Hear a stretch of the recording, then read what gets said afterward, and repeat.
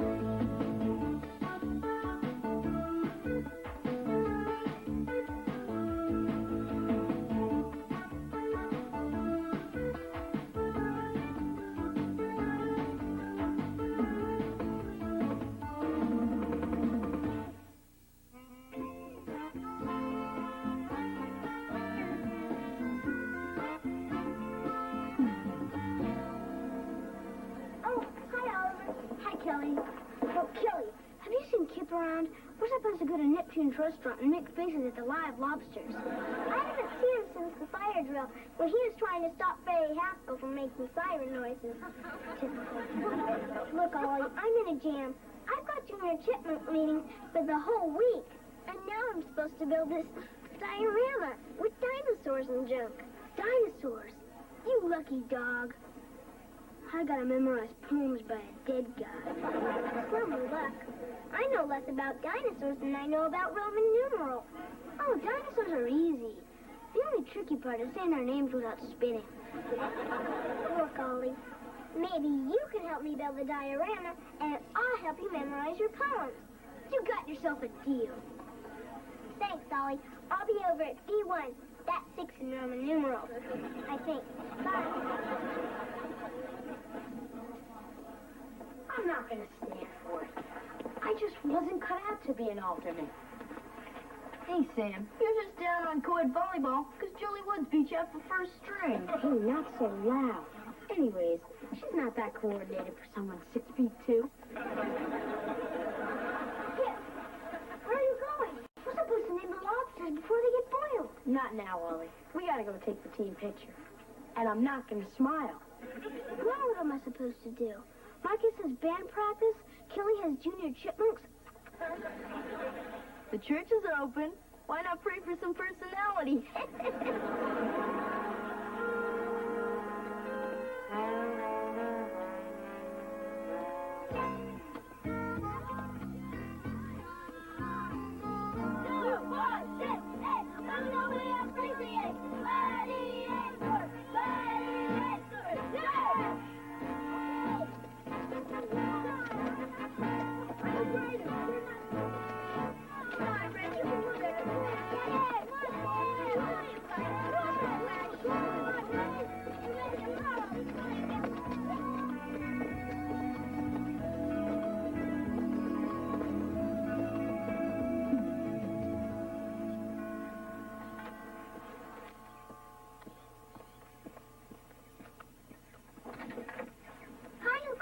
Well, hi. Is Ollie home?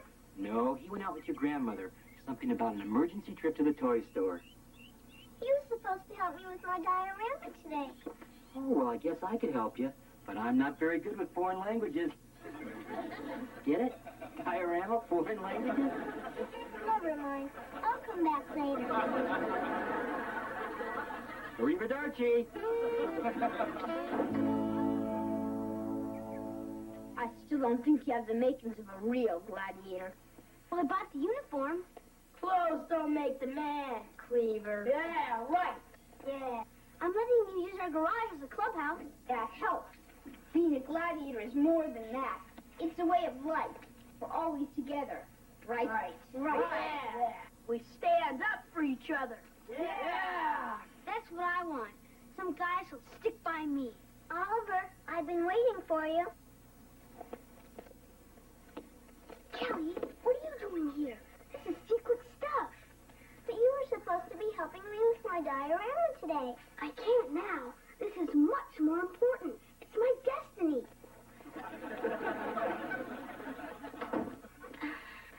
All right, throw your hands at her. If you are gladiator material. I can be tough if I'm pushed. All right, we'll let you in. But first you got to take the secret oath. But if it's a secret, how will I know what to say? Watch my lips. Do you swear to uphold all the rules of the gladiators, to be loyal to all of the members, and to keep all our stuff a secret until after you die? Well, I'm not allowed to swear, but I'll promise real hard. Falcon, I think we better throw this one back in the pond. Yeah. All right, you're in, kid. Now prepare for the final test. Right now.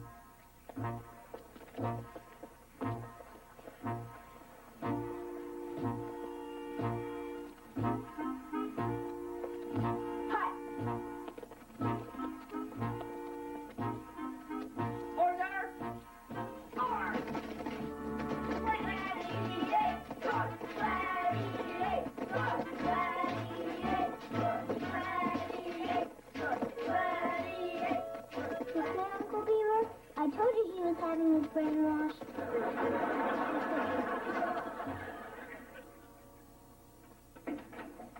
Mom, you'll never guess what Oliver's doing with that outfit you bought him. He does look good in it, doesn't he? So nice to see boys in uniform again. Mom, he's joined a band of junior terrorists. They're out in the garage chanting. Oh, I wouldn't worry about it. I think that's the way the Beatles got started. I don't like it. They didn't have groups like that when I was a boy. No, I just bought you that Zorro outfit and you slash Z's all through the neighborhood. Do you know you frightened Mrs. Donaldson's cat so badly that it was 3 weeks before that cat could eat solid food again? Mom, Zorro only fought for good. He'd run these kids right out of old California. Beaver, you understand what Oliver's going through, don't you? Everybody he cares about is involved with something else. Yeah, I guess he wants to be a part of something. But if I had my way, it wouldn't be those gladiators. Well, you know as well as I do. If you forbid him from joining, it's going to make them that much more attractive. Yeah, maybe you're right. But if those kids start pillaging Mayfield, you're going to be the one that has to explain it to the neighbors.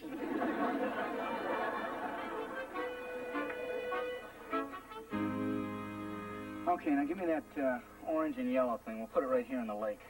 Dad, it's a pterodactyl. It has wings. I think it goes in the sky. No, sea miners coming. Hey, look, I may be older than you, but I wasn't around during the Mesozoic age. Stick it right here. Okay, now hand me that tree. You are going to put it in the ground, aren't you? Give me a break, will you? I bet I'm doing better homework than any of the other fathers. Hey, this is kind of fun. Good, because I'm going to need more help since Oliver dumped me for those gross friends of his. Kelly, I know Ollie hurt you. But you guys are more than friends. You're family. And if you turn your back on him, you'll both end up losing. You understand what I mean? Dad, stop poking around. The project's due on Wednesday.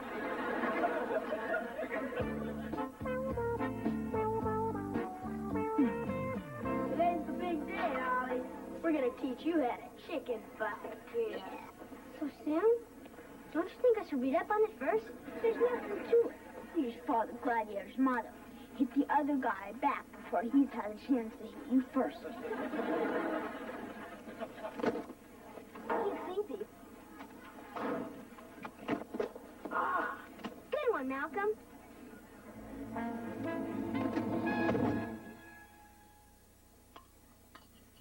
So what happened at school today? Well, the bell rang at 8:30, then I was in homeroom till 9:10. Well, then I traded my lunch to Janet. I think her father means, did anything interesting happen to you today? Oh, well, I don't think anything interesting is going to happen to me until I get a car. Kip, is your brother coming down to dinner, or is he out at the chariot races?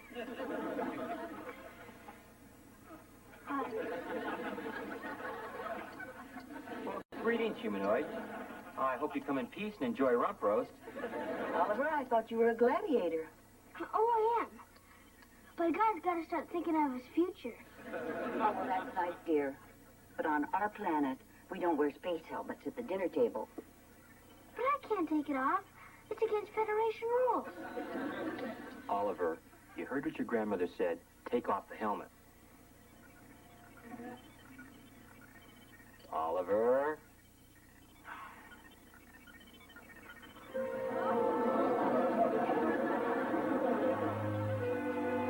What happened to you? I'll tell you what happened. The Gladiators did this, didn't they? I can't tell.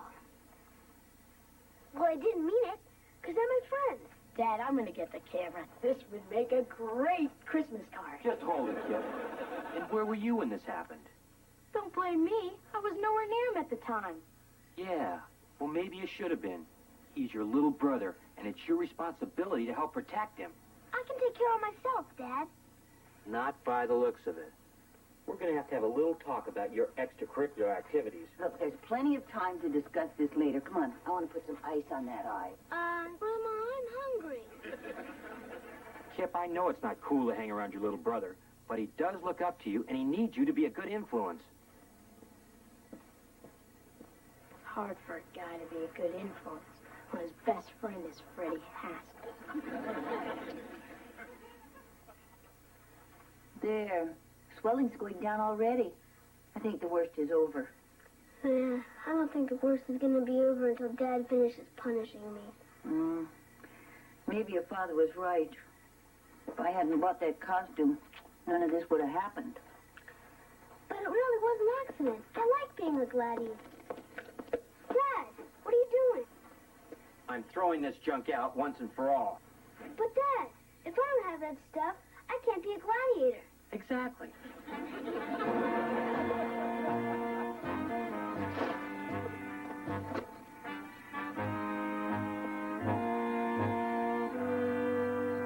It's not fair.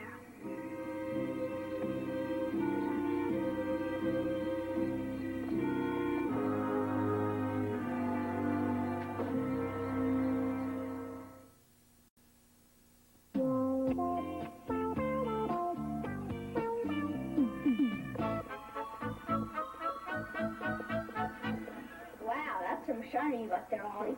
That's no big deal. And it got us as a science quiz, because the teacher explained on the whole period how you get one. Great scam. You don't forget, today's the Chicken Fight Championship. Yeah, I can't wait. Malcolm, is it okay if I borrow your battle gear when it's my turn? What happened to yours? Oh, nothing. My dad sort of threw it out when he saw my black eye. You didn't squeal on a fellow gladiator, did you? Nah. I've seen enough movies to know what happens to prisoners who tattle.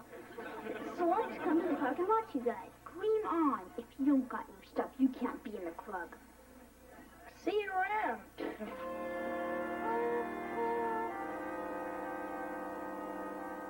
Perfect setup. Beaver leaps, he fights, he scores again. How does he do it? Easy, Conan. It's still be an alternate if Julie Woods hadn't come down with mononucleosis. Just wait. I'm going out there today and make him forget Julie Woods ever played the game. Wish Oliver would hurry up. I told him he could tag along with us today. Don't worry about him. I told him to make like a drum and beat it. Thanks a lot, Freddie. I promised my dad I'd start looking after him. I promised my dad I'd mail in his tax return. Come on, if we get there before Coach, we can lower the net a few more inches. Whereas my client, Edward Haskell, steadfastly maintains his innocence, I have convinced him that it would be prudent to settle this matter out of court. I hope that you concur and accept his generous offer to attach a heater to those heating vents he installed in your hospital room. Sincerely, Wallace Beaver, attorney at law. Boy, I still like the way that sounds. Hi, Uncle Wally. You sit there, Uncle Wally. I'll find someone to rescue you. Wait a minute, Ollie. Come here. This is an anti-gravity machine. Helps me get rid of my back pains. That's why I'm home from work early. Want to try it? No, thanks. When I get older and start creaking. Uncle Wally, I have a legal question to ask you. Can kids do their dads? Well, it's not unheard of, but you'd have to have a very strong case. Oh, boy, do I. Dad threw away my Gladiator stuff just because I got a black eye. I think that's cruel and unusable punishment. Yeah, that is pretty rough. But, I'm afraid the only way that you could sue your dad for throwing away your stuff was if you were wearing it at the time. It's not fair. I have no one to play with. The Gladiators kicked me out. Marcus has band practice. Kip's too busy. And Kelly hates my guts. Well, that's a bum rap, all right. But, I have a hunch that if you apologize to Kelly, she might, change your opinion of your guts.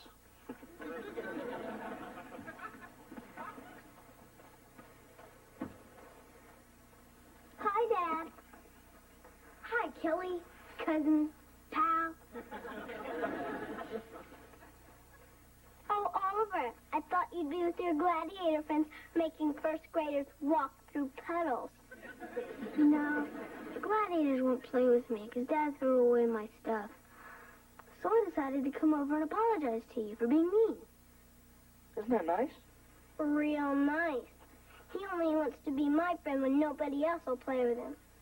I'm going over to JJ's. They're having their roof fixed, and she's going to give me real tar for my diorama. Now that's a friend. Well, it looks like we lost the case, Ollie. Sorry. It's okay. Can't win them all.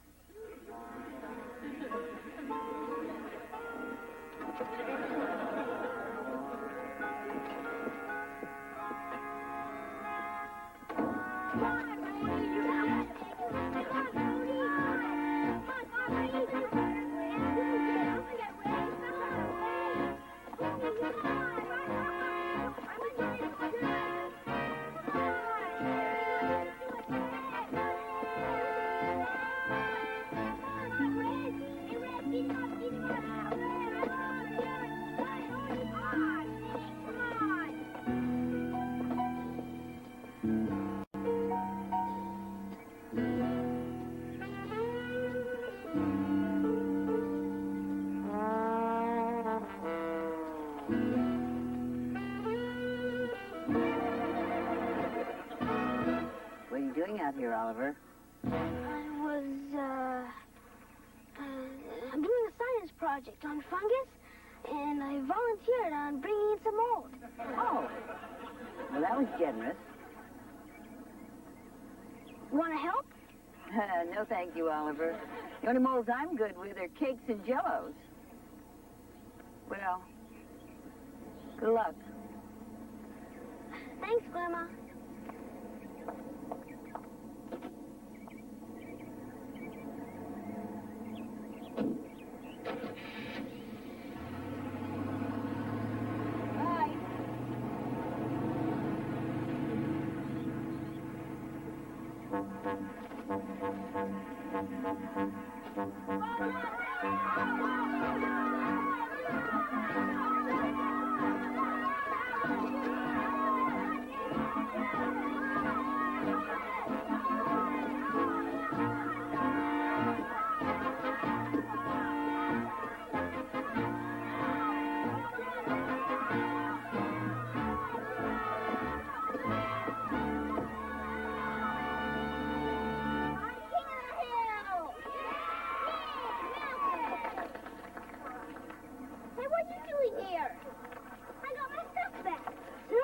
gladiator again.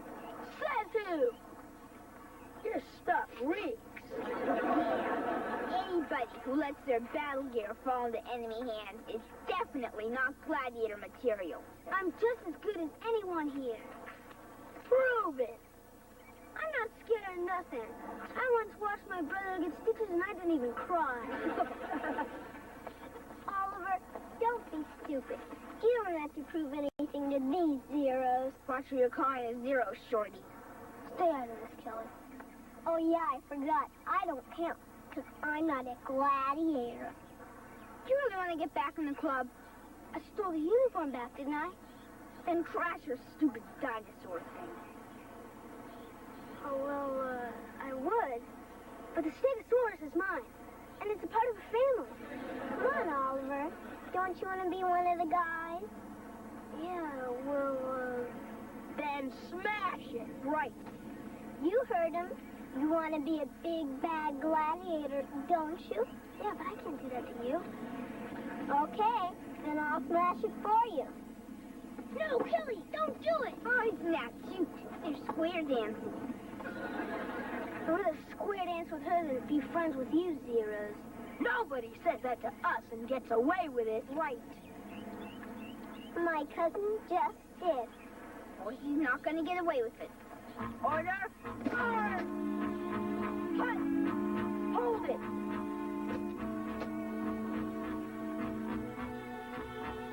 If you want to get to them, you'll have to go through me first. Okay. I don't believe this. What are we going to do with you guys?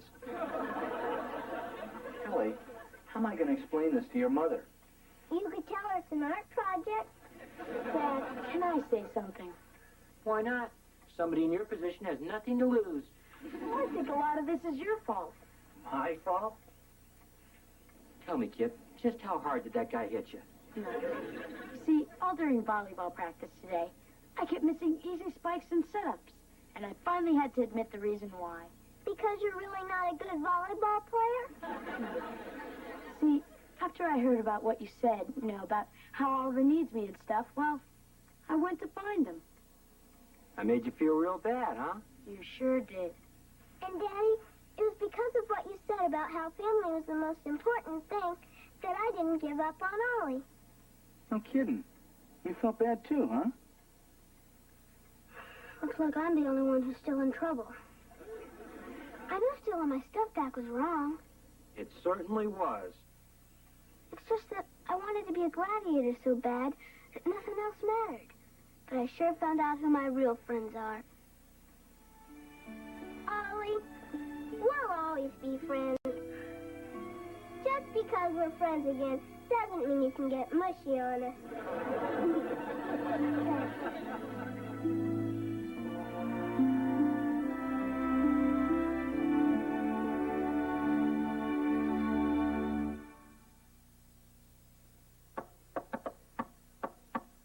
Come on in, Eddie. Good afternoon, sir. It's a rare treat indeed to share the secret of your youthful appearance. Shouldn't you be your father? Well, he sends his regards, but he was detained in an unforeseeable toll booth altercation. Are those the revised hospital blueprints? Yes, sir. And my father's convinced that these documents will allow him to remain a free man. I'll try, but I'm only human. Well, goodbye, sir. Yeah, bye, Freddie. Hey, Freddie. Is my check in the envelope? Well, ordinarily it would be, but the tellers at my father's bank are on strike. And in support of their cause, he's refusing to use the facilities. Do you believe that, sir? Not in the least. I told him you would. Good day, sir.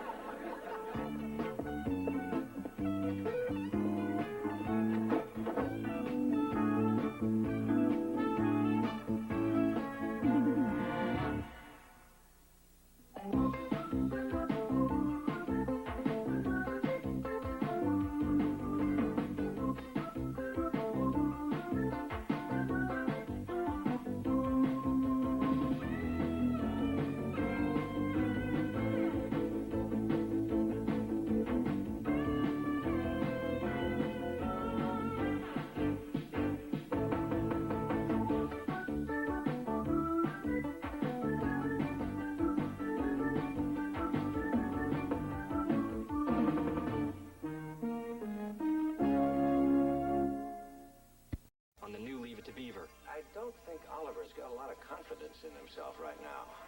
His school paper drive starts tomorrow. Gee, Spud. I wish I could help you out, but I re-promised them to Melissa Hensler. My word's only as good as the paper it's printed on. I'll never win now.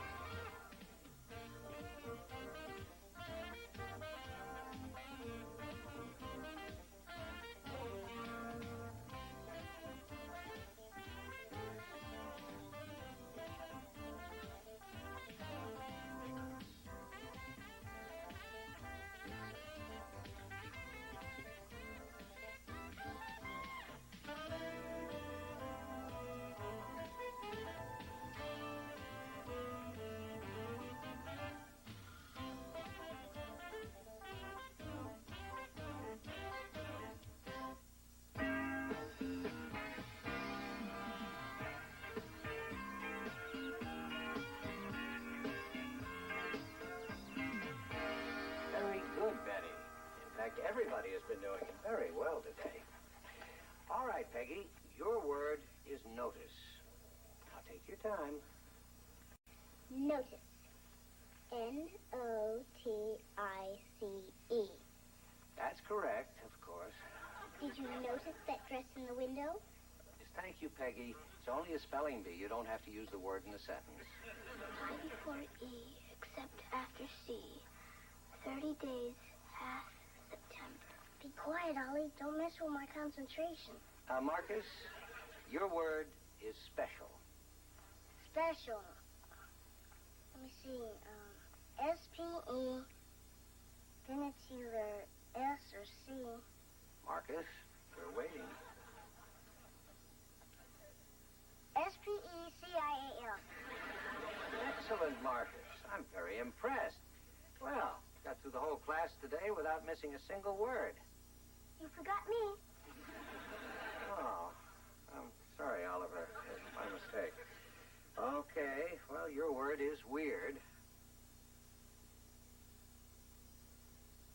Couldn't you tell me a little more about the word? Just spell the word, Oliver. Weird. Weird. I before E, except after C. W-I-E-R-D.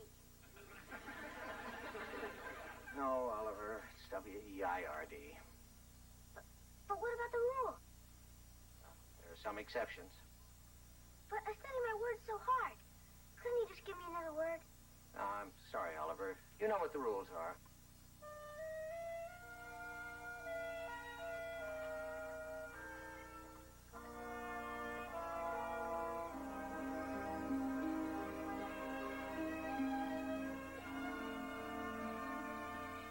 Dad, you don't need to go to parent-teacher night. We can tell you everything you need to know about what we do at school. That's exactly why I need to go. Dad, you're not going to go talk with Miss Canfield, are you? Oh, I thought I'd sneak out to the playground and see if I can still make it to the top of the jungle gym. Oh, honey, of course we're going to talk to your teacher, but you don't have anything to worry about, do you? No, just as long as you don't go snooping around in my desk. Where's Oliver? He's upstairs moping again. No, he's not still upset about falling off the riser during the class picture, is he? Heck, Dad, I don't know. But I'll look after him for you. Thanks. Now you know where to reach us if you have any problems. Kip, I'll be visiting your class. Anything you want me to ask your teacher? Yeah. I would appreciate if you could find out if they're going to be out two sangles on tomorrow's quiz. See if I can work that casually into the conversation. I think we ought to go. Yes. Oh, yeah, we don't want to be late. I have to stay after school. Bye, honey. I hope Miss Canfield doesn't mention that I use Melissa Hensler's retainer for my collage. I don't have anything to worry about. Freddie Haskell in your class. Everybody else looks good in comparison.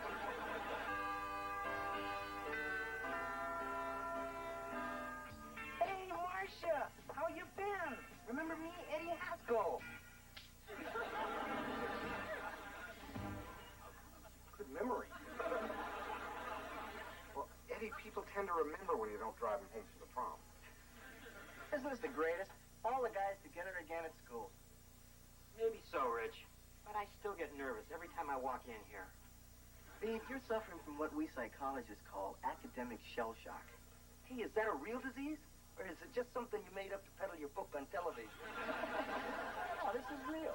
Some guys who've had it tough in school go through life always afraid that someone's going to yell at them. I've been treating Lumpy for it for years. It's funny how things change, isn't it? You know, we were in the same science class for a whole semester, but I never paid attention to you. We even dissected a crayfish together. Yeah, I never really noticed you until you came back from that spring vacation in Fort Lauderdale. You were all tan and wearing that little white dress with a little peel on your shoulder. Well, they didn't have any moisturizer then. I remember. I saw you standing here right next to your locker. You were opening it, and I just stared. I remember thinking, that is the most beautiful girl I've ever seen in my entire life. Oh. You know, I bet I even remember the combination to your locker. Really? Yeah.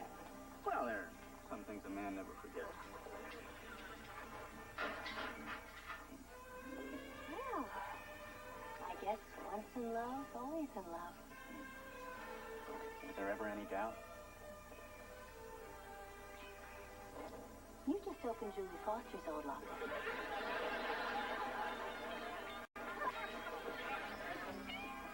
You have been to Florida, haven't you? There's Courtney's self-portrait, Beaver. Isn't it beautiful? Oh, my little girl is so expressive. There's Oliver's. Cute, isn't it? Oh, yeah. Yeah, that's very nice. It's different. Wait a minute, Richard. You see something, don't you? No, there's not much there to see. I mean, very nice. Really. Richard, we've been friends for a long time. And if there's something I should know, you really ought to tell me. Well, I don't want to make any snap judgments, but the way kids draw things can usually tell you a lot about them. Well-adjusted kids add a lot more detail. Like a nose. Yeah. I mean, look how clear and focused Courtney's is. Now, you know, I could be wrong, but Oliver might be having some problems with his self-image, Beaver. Well, of course Oliver has a couple problems. What kid doesn't? Mine? But there's reasons for that. Look, Beaver, Ollie's a great kid, and I don't mean to alarm you, but if you decide there is a problem, let me know. So long, guy. Hello, Richard. Hi. Well, hello, Mr. Bloomgarden. Theodore, nice to see you again. Have you finished your term paper yet? Well, I've been busy. Since 1958? Are you still conducting the Glee Club? Oh, yes. Except this year we didn't have enough sopranos to do Handel's Messiah, so instead we decided to do A Snoopy Christmas. Oh, well, you know, they're both very inspirational. Interesting picture, isn't it? In all honesty, it's not quite what I'd hoped for. You see, I don't think Oliver's got a lot of confidence in himself right now. Well, anybody can draw a bad picture. Even Picasso had a few clinkers, right? Well, look, quite honestly, I don't see Oliver applying himself lately in the way in which he's capable. I'm concerned that he's going to fall behind the other kids and begin to see himself as a loser. Oh, I sure wouldn't want that to happen. Neither would I. He's such a good boy. So, I think if you'll just give him some small, realistic goals, he'll accomplish them and feel better about himself. Thanks, Mr. Bloomgarden. That's good advice as usual. One other thing. I was just curious. Courtney Rickover is she pretty well adjusted? Yeah.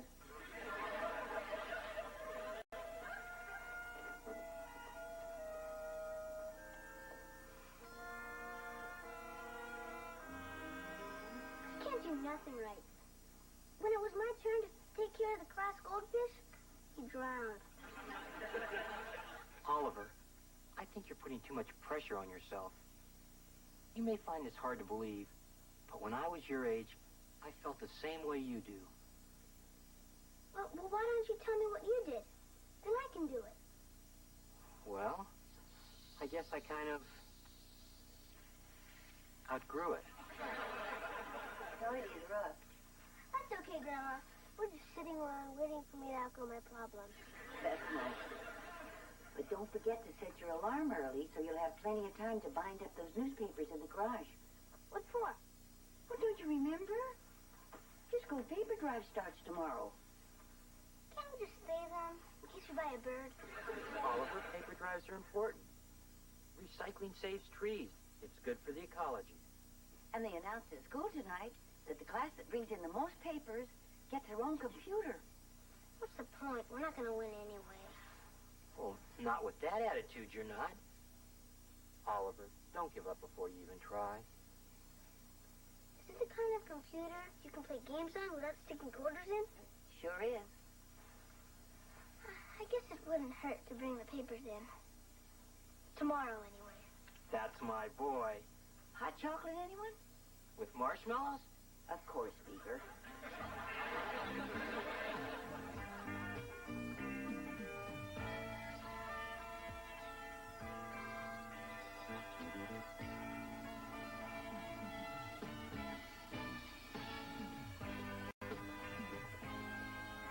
Did you supposed to go to parent-teacher night? Sure did. And Mr. Bloomgarden told him that I'm finally living up to my potential. Yeah, I'm not doing so great either. Well, how about this? I think we may all be enjoying a new computer soon. It seems that our class is now in first place in the paper drive.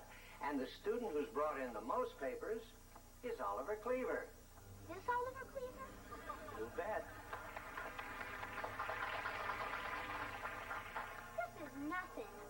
Tomorrow, I'm going to bring in so many papers to the school, there won't be enough room for students.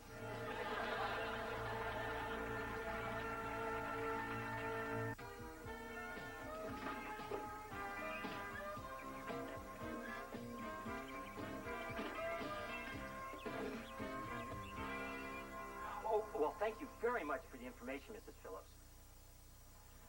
I'm very sorry that Oliver woke you up this morning. You know what? If he comes back for your evening paper, tell him to come home. We miss him. Coming. Oh, I'm sorry. There's somebody at the door. I gotta go now. Oh, hi, Wally. Why don't you climb in for a cup of coffee? Don't try and bribe me. I just want my newspaper. Oh. Help yourself. Beaver, I pay for home delivery to my house, not to yours. What do I have to do? Set a trap for the kid?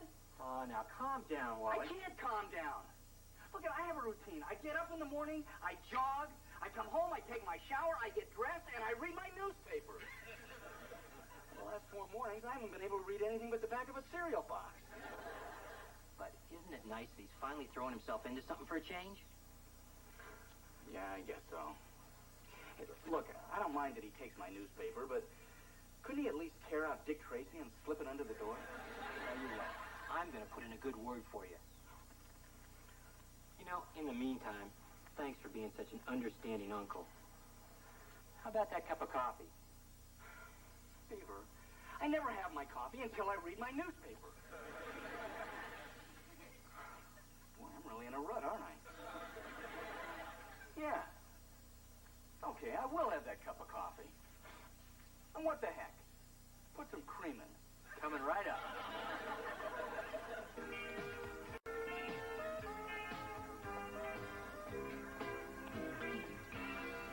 Hi, Freddie. Keep it down, Squirt. I'm right in the middle of a real juicy Dear Abby. Boy, I'm sure glad she's not my mom. Now, what can I do you for? Oh, nothing. I'm just coming by to collect the papers you promised me. Gee, Spud. I wish I could help you out, but I re-promised them to Melissa Hensler. But you gave me your word. My word's only as good as the paper it's printed on. You can't help Melissa. Her class is the only one that can catch us for the prize. You might as well sell your wagons for scrap, because she's giving away free passes to Romance Movie Theater for every bunch of papers you give her. Now what am I going to do? Give passes to see my dad's office? Hey, don't look at me like that. This whole thing's your fault. What did I do? You trusted me. Yeah, I guess I did. I'll never win now. Now I feel bad. It'll pass. Oliver, you can't quit the paper drive now. Your only hope is winning that computer. Forget it.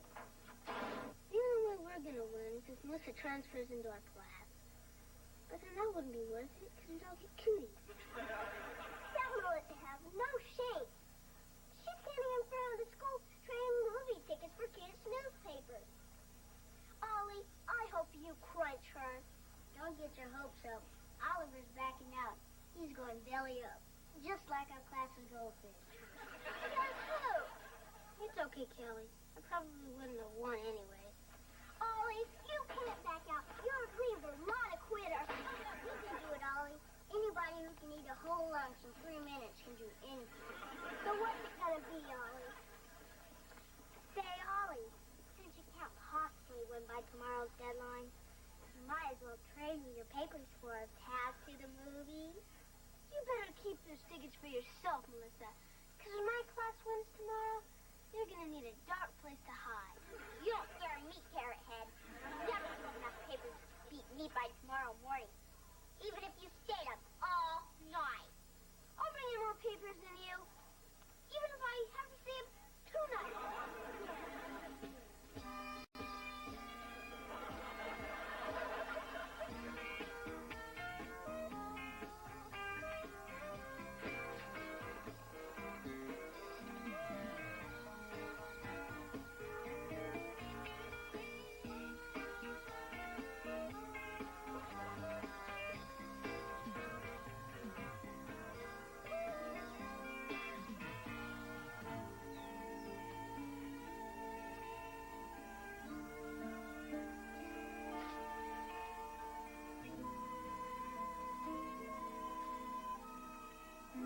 Well, since Oliver isn't even here, I guess we know who won this little contest.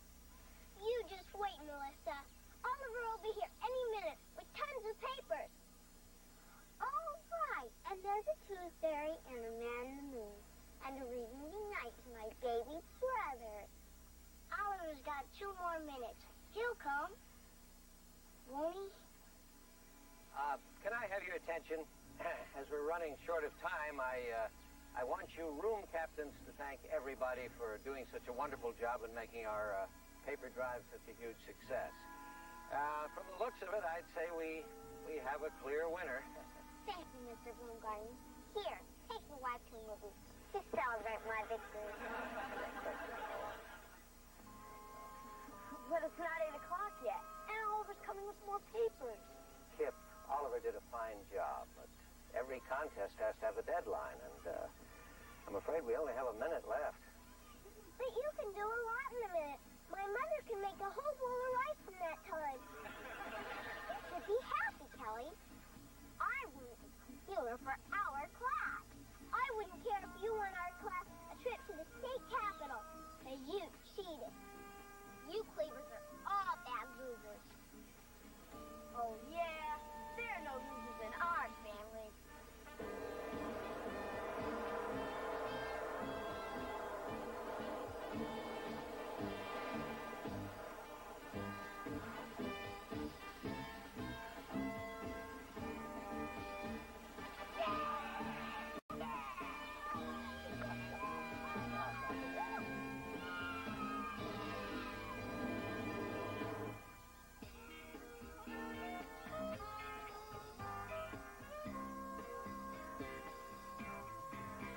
Hold up there, champ.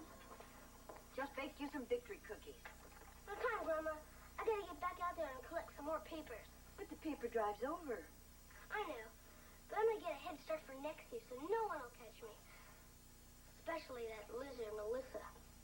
Oliver, you know there are other challenges in life besides the paper drive. Like what? Well, like school, sports, scouting. Yeah, but there's none that I'm gonna be as good at. But if you put even half the effort that you put toward that paper drive into anything else, I know you'd do very well. You really think so?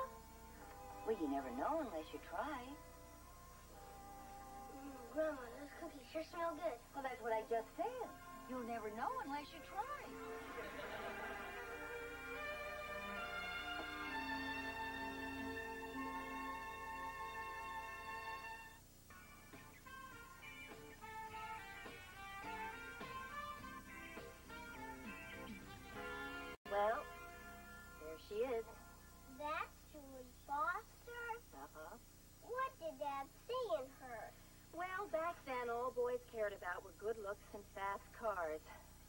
Fortunately, that pea brain had both.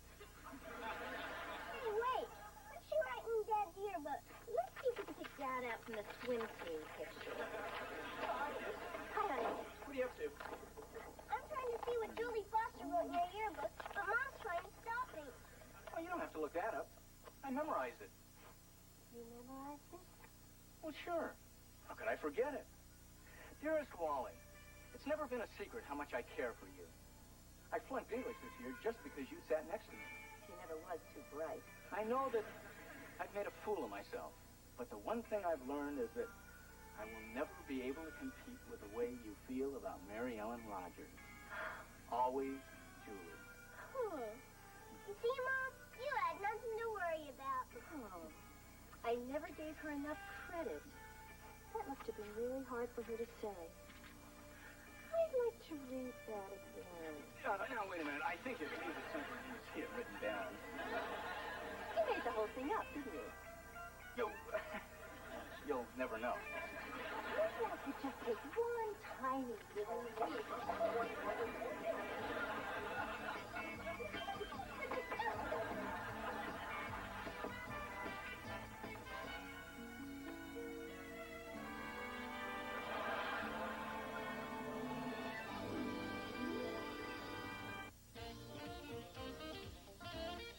Locked into orbit around a deadly space probe, the Alphans must save their moon and Earth from ancient foes on the fabulous Space 1999.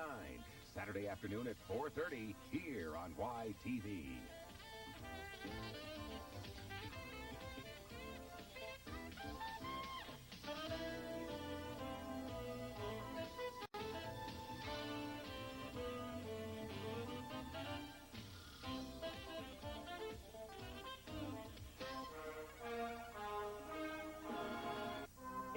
On the new Leave It to Beaver. I don't think Oliver's got a lot of confidence in himself right now.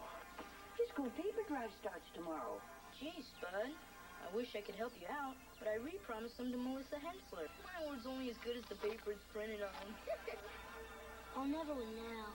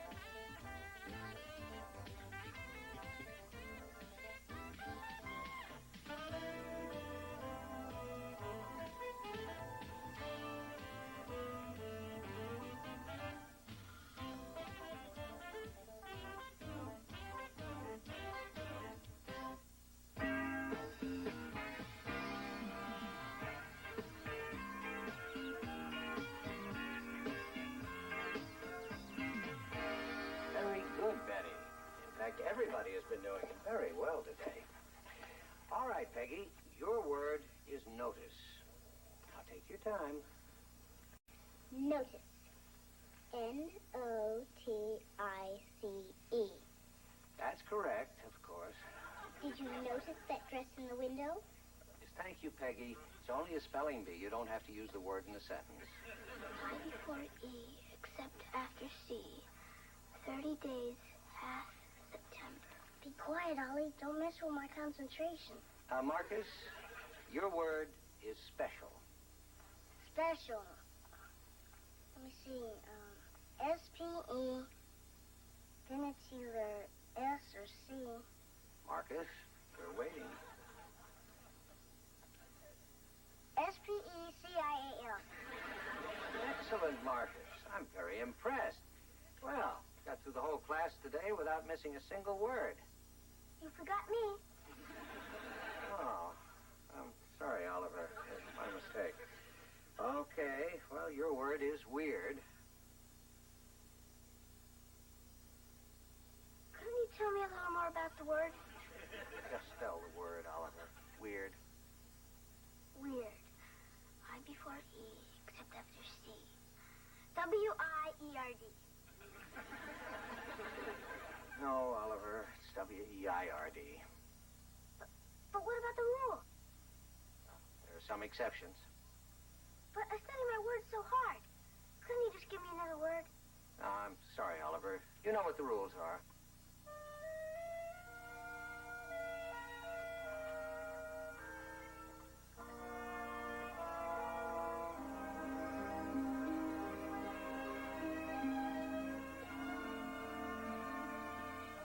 Dad, you don't need to go to parent-teacher night. We can tell you everything you need to know about what we do at school. That's exactly why I need to go. Dad, you're not going to go talk with Miss Canfield, are you? Oh, I thought I'd sneak out to the playground and see if I can still make it to the top of the jungle gym. Oh, honey, of course we're going to talk to your teacher, but you don't have anything to worry about, do you? No, just as long as you don't go snooping around in my desk. Where's Oliver? He's upstairs moping again. No, he's not still upset about falling off the riser during the class picture, is he? Heck, Dad, I don't know. But I'll look after him for you. Thanks. Now you know where to reach us if you have any problems. Kip, I'll be visiting your class. Anything you want me to ask your teacher? Yeah. I would appreciate if you could find out if they're going to be obtuse angles on tomorrow's quiz. See if I can work that casually into the conversation. I think we ought to go. Yeah. Oh, yeah, we don't want to be late. I have to stay after school. Bye, honey. I hope Miss Canfield doesn't mention that I use Melissa Hensley's retainer for my collage. I don't have anything to worry about. Freddie Haskell in your class. Everybody else looks good in comparison.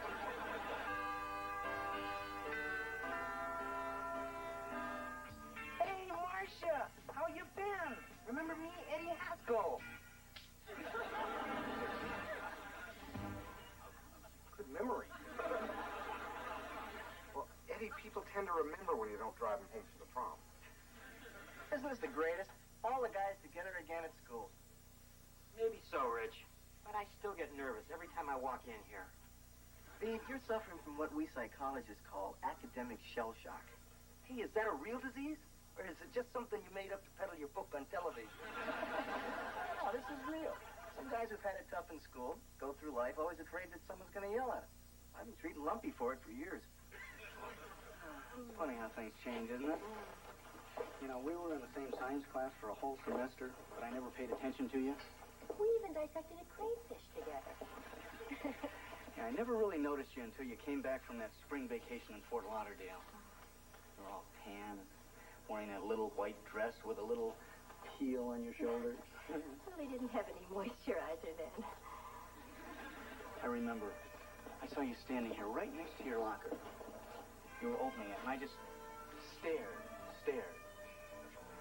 I remember thinking, that is the most beautiful girl I've ever seen in my entire life. Oh. You know, I bet I even remember the combination to your locker. Really? Yeah. Well, there are some things a man never forgets. Well, I guess once in love, always in love. Was there ever any doubt? You just opened Julie Foster's old locker.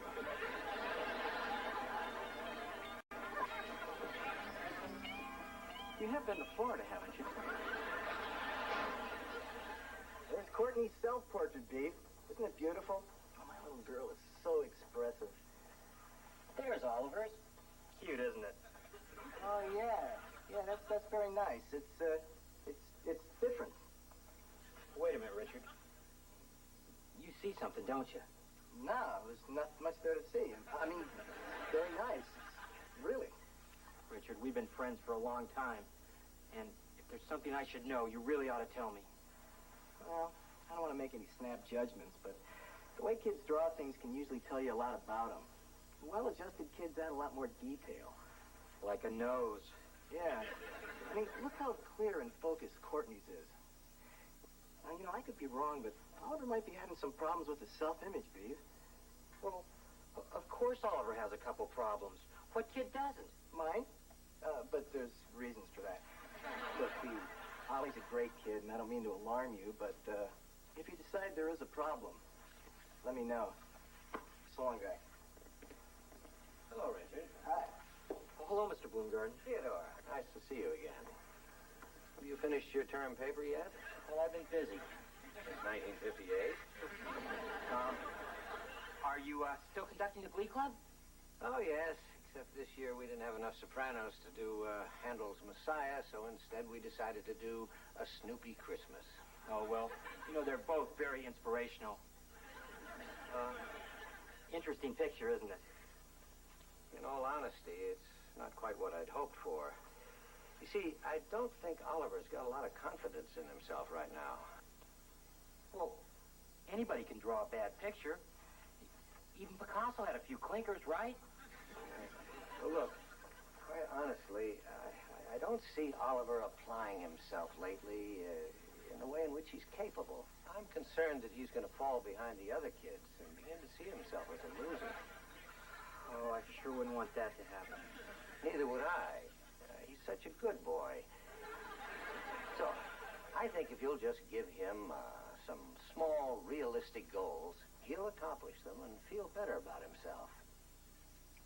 Thanks, Mr. Bloomgarden. That's good advice as usual. One other thing. I was just curious. Courtney Rickover, is she pretty well adjusted? Yeah.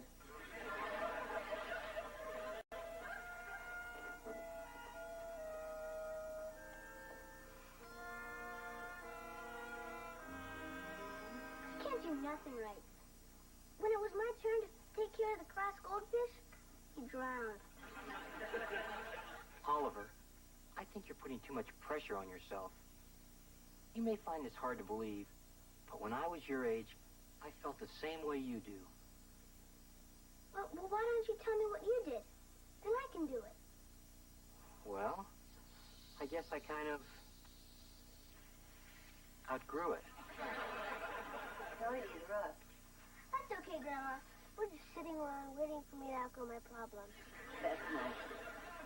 But don't forget to set your alarm early so you'll have plenty of time to bind up those newspapers in the garage. What for? Well, don't you remember? Your school paper drive starts tomorrow. Can't we just save them in case we buy a bird? Oliver, paper drives are important. Recycling saves trees. It's good for the ecology. And they announced at school tonight that the class that brings in the most papers gets their own computer. What's the point? We're not going to win anyway. Well, not with that attitude, you're not. Oliver, don't give up before you even try. Is this the kind of computer you can play games on without sticking quarters in? Sure is. I guess it wouldn't hurt to bring the papers in. Tomorrow, anyway. That's my boy. Hot chocolate, anyone? With marshmallows? Of course, Beaver.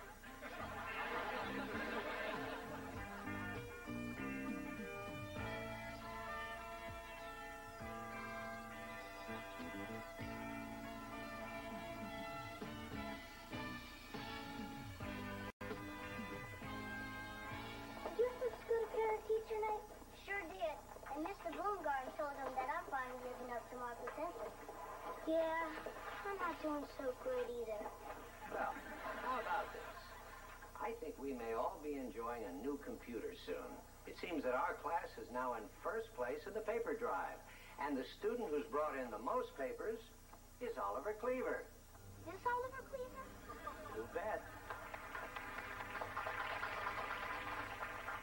This is nothing. Tomorrow, I'm going to bring in so many papers to the school, there won't be enough room for students.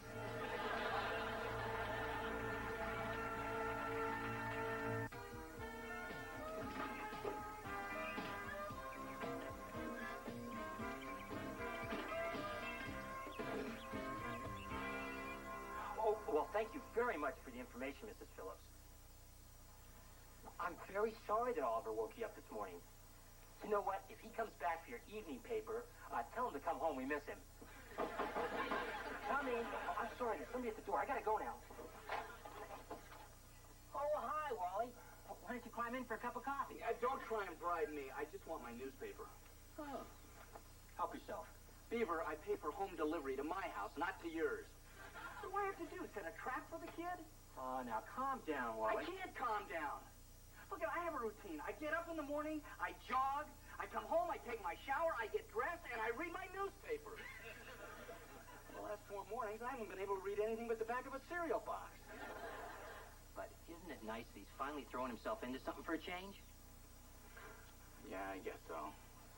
Hey, look, I don't mind that he takes my newspaper, but couldn't he at least tear out Dick Tracy and slip it under the door? Tell you what, I'm going to put in a good word for you. You know, in the meantime, thanks for being such an understanding uncle. How about that cup of coffee? Beaver, I never have my coffee until I read my newspaper. Boy, I'm really in a rut, aren't I? Yeah. Okay, I will have that cup of coffee. And what the heck? Put some cream in it. Coming right up.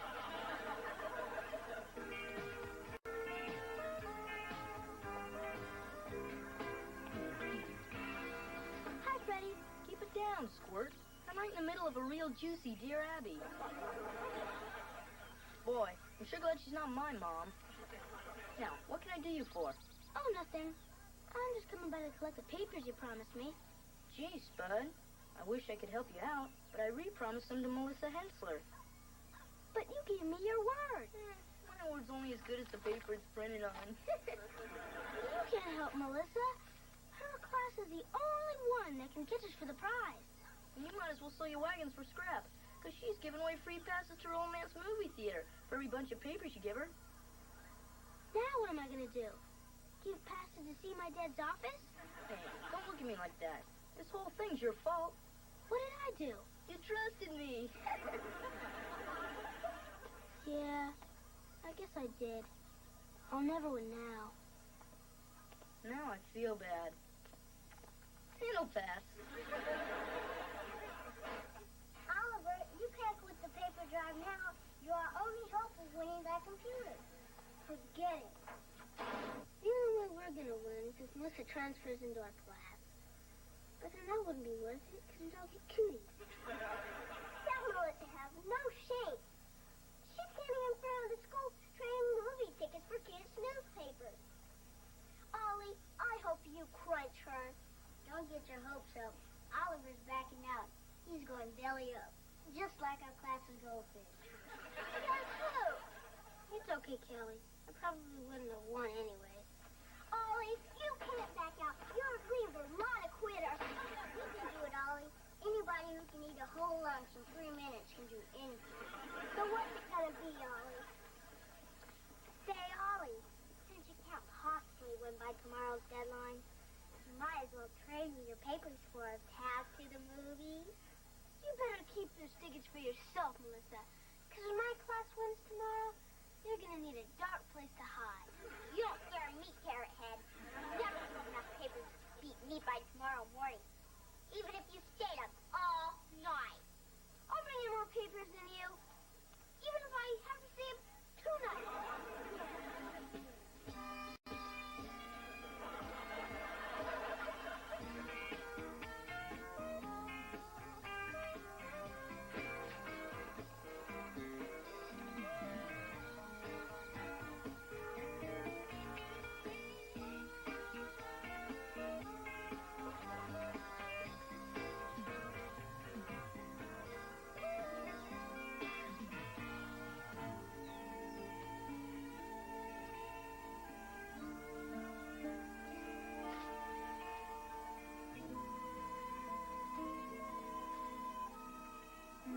Well, since Oliver isn't even here, I guess we know who won this little contest. You just wait, Melissa. Oliver will be here any minute with tons of papers. All right, and there's a tooth fairy and a man in the moon. And a reading goodnight to my baby brother. Oliver's got 2 more minutes. He'll come. Won't he? Can I have your attention? As we're running short of time, I want you room captains to thank everybody for doing such a wonderful job in making our paper drive such a huge success. From the looks of it, I'd say we have a clear winner. Thank you, Mr. Bloomgarden. Here, take the webtoon movie to celebrate my victory. But it's not 8 o'clock yet, and Oliver's coming with more papers. Kip, Oliver did a fine job, but every contest has to have a deadline, and I'm afraid we only have a minute left. But you can do a lot in a minute. My mother can make a whole bowl of rice in that time. You should be happy, Kelly. I wouldn't. You were for our class. I wouldn't care if you won our class a trip to the state capitol. Because you cheated. You Cleavers are all bad losers. Oh, yeah? There are no losers in our family.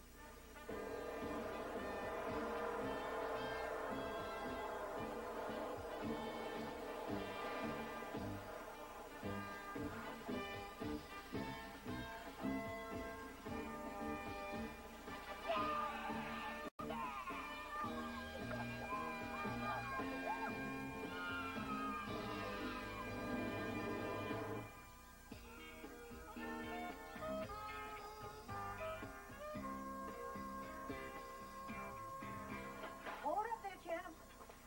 Just baked you some victory cookies. No time, Grandma. I gotta get back out there and collect some more papers. But the paper drive's over. I know. But I'm gonna get a head start for next year so no one will catch me. Especially that lizard, Melissa. Oliver, you know there are other challenges in life besides the paper drive. Like what? Well, like school, sports, scouting. Yeah, but there's none that I'm gonna be as good at. But if you put even half the effort that you put toward that paper drive into anything else, I know you'd do very well. You really think so? Well, you never know unless you try. Grandma, those cookies sure smell good. Well, that's what I just said.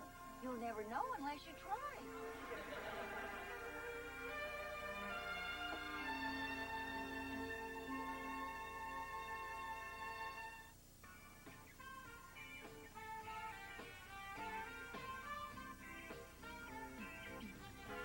Well, there she is.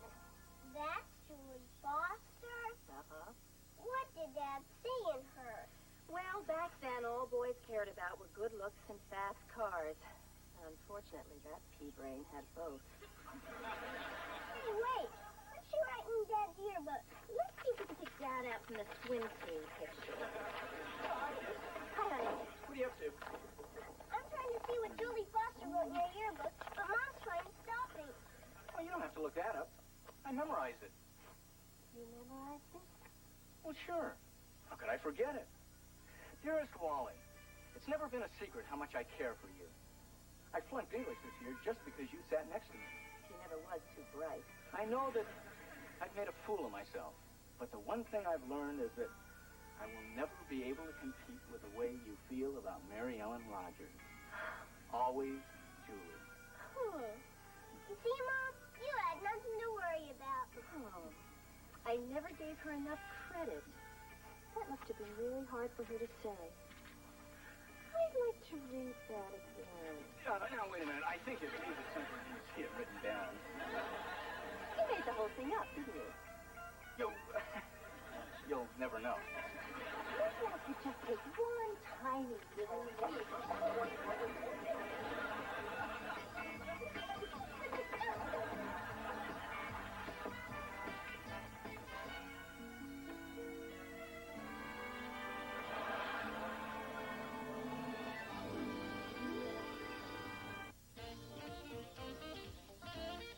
Locked into orbit around a deadly space probe, the Alphans must save their moon and Earth from ancient foes on the fabulous Space 1999.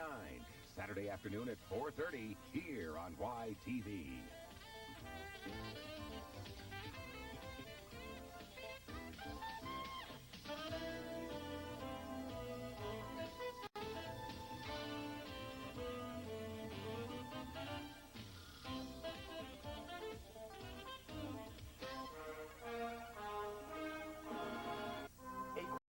I think the only way you're going to be able to buy that go-kart is by earning the money. You sell the magazines and keep 50% of what you make.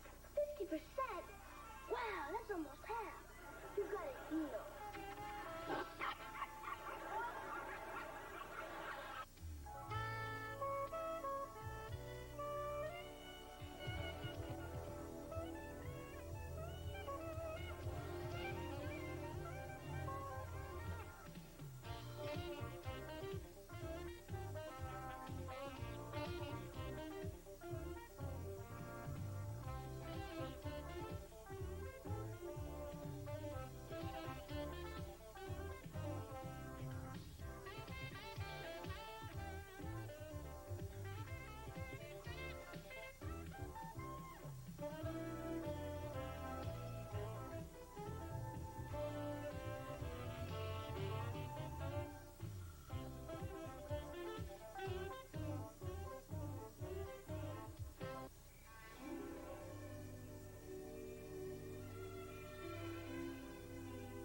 Are you kids ready yet? In a minute, Dad. Beaver, relax. It's only a family meeting. Oh, great. The last time we had a family meeting was when Uncle Billy escaped. Welcome to our family meeting. Please take your seats and we will begin. Oh, good. It's only home movies.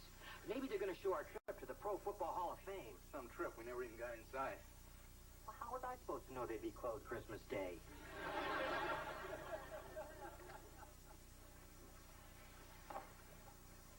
Thank you for coming. We called you together because Kelly, Oliver, and I would like permission to make a purchase. Oliver, Blight. We know we've asked for a lot of things in the past, but we've never wanted anything more than we want this.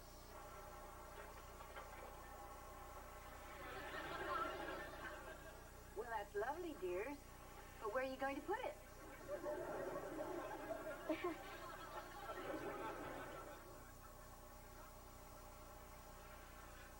Oh, boy. Tell you what, you can have Mount Rushmore. You're looking at a classic 1978 Rapid Racer. 3.5 horsepower, steel tubular frame, and it gets 100 miles to the gallon, and even more downhill. Dylan's brothers only selling it because they wouldn't let him keep it at the monastery. Now, hold it. In the first place, where would you ride a thing like that? McGregor's vacant lot. And we promise to push you all the way there. But you can get hurt driving around in a go-kart. Safety, an important factor. Exhibit A. Very impressive. Yeah, in fact, so is your whole presentation. I'd hate to run up against you guys in court. Thank you. So what do you say? Huh? Huh? Huh? Look, you obviously put a lot of time and effort into this. Now, I don't know about Wally and Mary Ellen, but I don't think you boys are old enough to own your own go-kart. Kelly, I'm going to have to go along with your Uncle Beaver on this. Dad!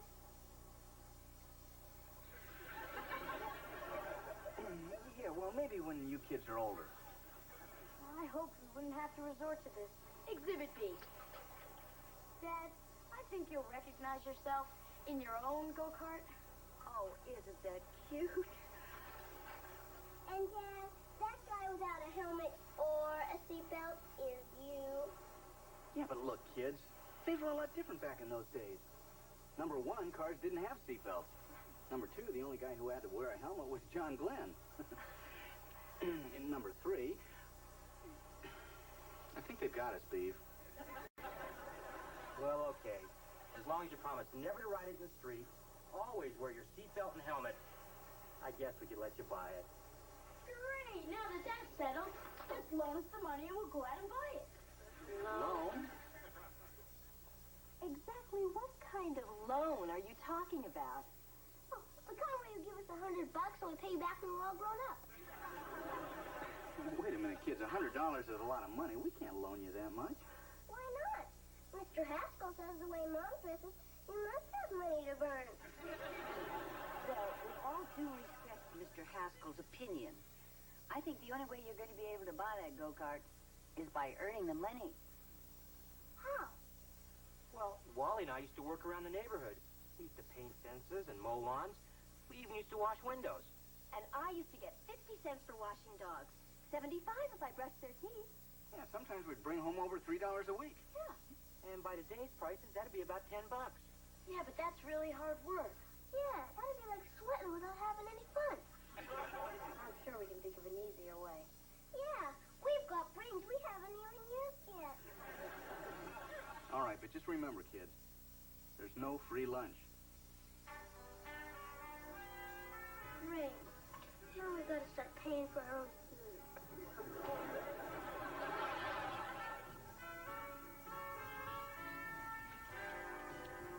You see, Ollie? It was right. You can't collect on unemployment unless you used to have a job. Well, how was I supposed to know setting the table wouldn't count? I guess we gotta forget about having real. Would you care to earn some extra money in your free time? Just about 2 hours a day? You, Matt, would you like to double your income in your free time? Going once, going twice. pretty today. Would you like to earn some extra money in your free time? Just 2 hours a day can change your life. Okay, so stay the way you are. Excuse me, sir. Can we have one? Go play in some swings. Easy money, sir. A few hours, big bucks. You can afford to eat again. Hey, mister. We want to earn big bucks. Here, come back when your voice changes, okay? I'm trying to run a business here. Earn some extra money. Hey, we've got to do this again sometime. What kind of business is it? It's first-rate publications, but I can't use you guys. You're not old enough. I bet both of us put together are older than you are. Oh, so you shrimps really think you can make it in the fast-paced world of door-to-door magazine sales? No sweat. I sold more Junior Chipmunk cookies than anybody else in my troop. But Grandma bought 37 boxes. Anyways, we know a lot of people in Mayfield, and some of them can even read without moving their lips. Well, maybe I could use you guys on a trial basis. Let me tell you how it works. You sell the magazines and keep 50% of what you make. 50%? Wow, that's almost half. You got a deal. Here, Grandma, Dad. In here. Here, Grandma, guess what Kelly and I just got? Perfect report card. What a kid. No, we got jobs selling magazines door to door. We're gonna be rich. That was going to be my next guess. We made $12 just on the way home. I would have sold a lot more if I had to come home to use the bathroom. $12. Wow. How did all this happen?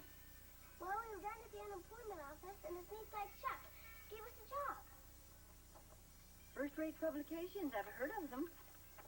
In fact, at these prices, there's some magazines here I'd like to order.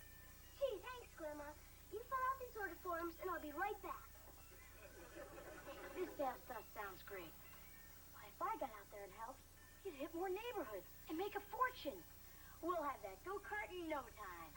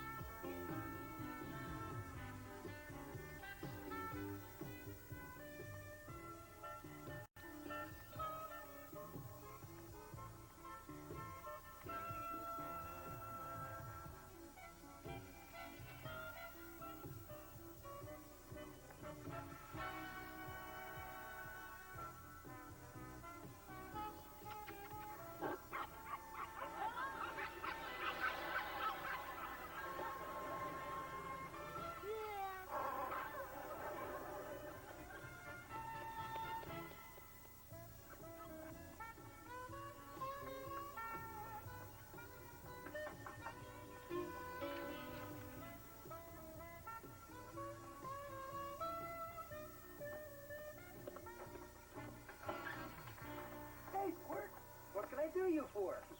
Good afternoon, Mr. Haskell. I represent First Rate Publications. Hey, along. Fill out the people's square and get out of here. You just stand by, kid. Here's your $10, Eddie. The judge gave the wife custody of the forklift. Hello, Kelly. Good afternoon, Mr. Rutherford. Do you gentlemen know what's happening in the Middle East? Do you know what wine to serve with halibut? Do you know the right motor oil for your car? I'll take the motor oil question and Rosemary to block. All these questions and more will be answered if you take advantage of the magazine subscription deal of a lifetime. Ah, you're selling magazines. What, your old man fall on hard times?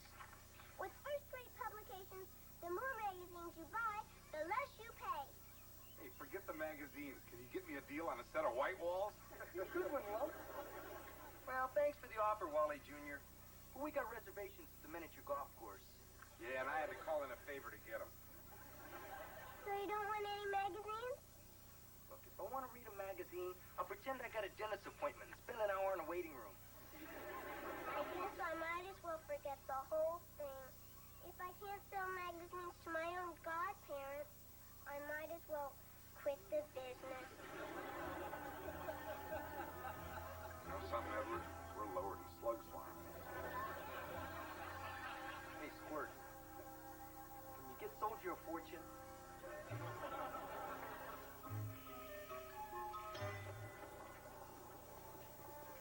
Man, would you be interested in earning extra money? Very few, easy work. There's Chuck. That's Chuck? Yeah. So? Ollie, the guy's office is a hallway. Doesn't that seem a little strange to you? Hey, our office is in the treehouse. We made over $200. Hi, Chuck. Hey, who's my man? And who's this, your dad? No.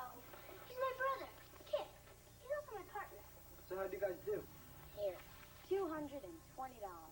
Whoa. All of this in 1 week? You know, I gotta tell you guys, I have my doubts, but, Chuck likes you. And like I promised, here's your share. Thanks.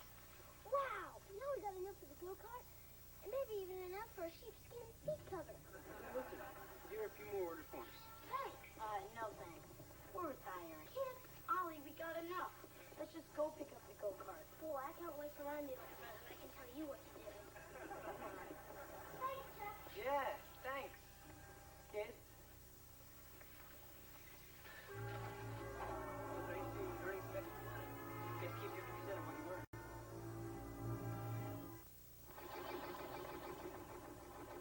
Still smoking, huh? Not as much as yesterday.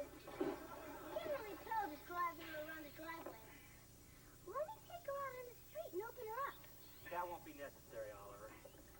In the last 2 months, you guys have been opening her up plenty. That's why she's still smoking. I can't figure out what could be wrong with her. You know, it was fine when I drove it yesterday. The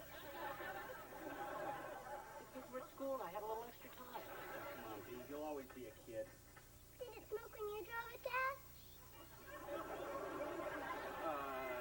Yeah, well, that was different. I was doing a safety check. JJ, let's go. Hey, Lump. Hey, hi, Wally. Hi, Theodore. Where's JJ? Well, she got tired of waiting for you, so she took go back home. My daughter using public transportation? Her mother will never forgive me. I better go intercept her at the bus stop. Oh, yeah. Where are all those magazines I ordered? It's been 2 months. I could have been earning interest on that money. You haven't got him yet? We'll check on that right away, sir. If it'll make you feel any better, Lump, we haven't gotten ours either. Oh, you know how slow the post office is. Kip just got the ant farm he ordered in the 3rd grade. Little varmints didn't stand a chance. I just hope this isn't a ripoff. Take it easy, Lump. We wouldn't let our kids get involved in something crooked. I called the Better Business Bureau, and there were no complaints. Your name did come up, though.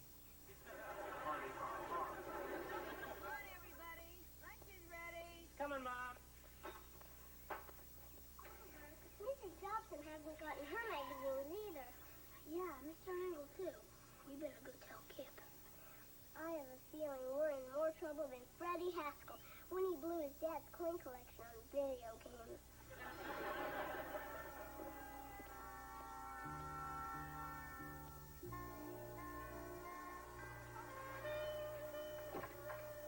Good afternoon, Mrs. Cleaver. Hello, Freddie. Kip, your company's here. Why not say how refreshing it is to find someone in today's hectic world who always dresses with unexpected company in mind. Does your father coach you? Oh, and I won't be staying late today, Mrs. Cleaver. What a shame. And I already laid out the good china. You kids behave yourselves. Would you come on?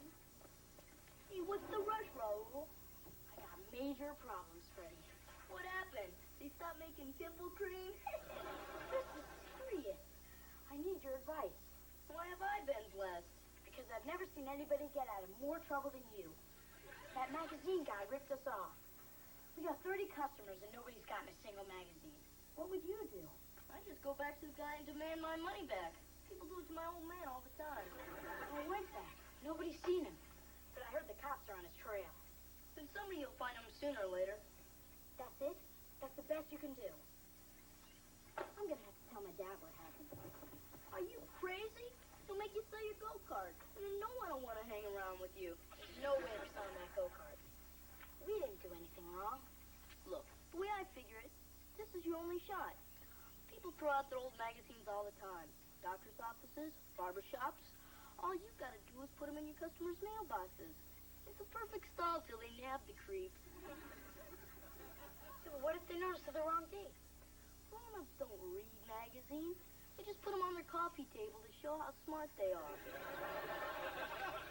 You know something, Freddie? When you're not so busy being a creep, you really come through for a guy. Hey, mind if I stay for lunch? Come on.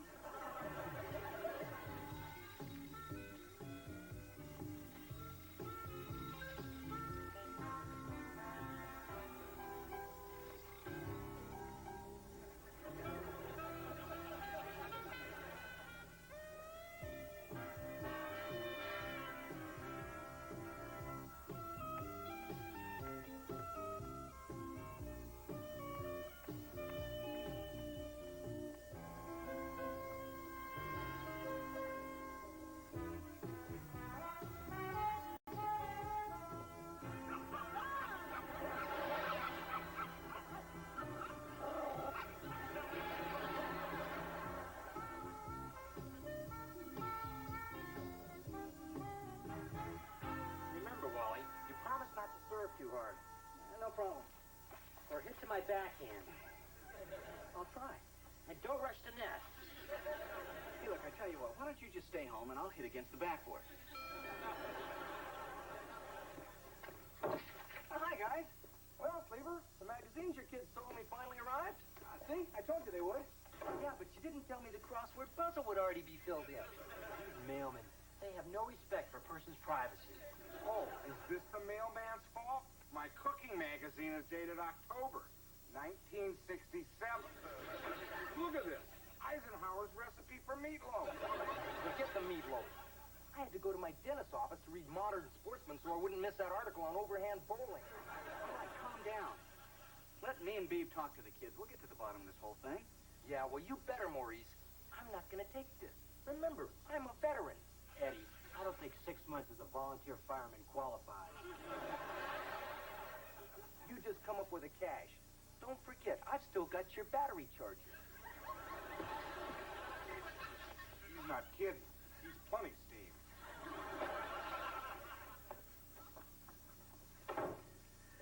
Well, Beav, it looks like it's our turn to call a family meeting. Let me get this straight. This guy, Chuck, worked out of a hallway at the unemployment office. Well, gee, Dad, it was a real important-looking hallway, though. I've seen this kind of scam before. This guy probably stole the magazine forms and never had anything to do with first-rate publications. How could I have trusted this guy? I've read enough Hardy Boys books to know when somebody's knotting me up and up. It's okay, kids. It was Kelly's and my fault, too. We were all a little too trusting. You kids were doing such a great job. We didn't see any reason to interfere. Boy, I hope they catch that Chuck and stick him in a dark cell and don't give him any magazines to read. What Chuck did was one thing, but you made it worse by covering it up. Why didn't you tell us? Because then you'd find out. Well, your parents were always going to find out sooner or later. And all you guys did was manage to protect this guy who ripped you off. Not to mention taking advantage of all your friends and neighbors who bought magazines from you. Uncle Wally, you don't have to yell at us anymore. We feel bad enough already. Yeah, and if you want, we'll feel even better. Kids, when you try to cover up one mistake with another mistake, the problem only gets bigger. You said it. I guess we're gonna have to sell the go-kart, huh? Well, there's one other way to pay back all those people.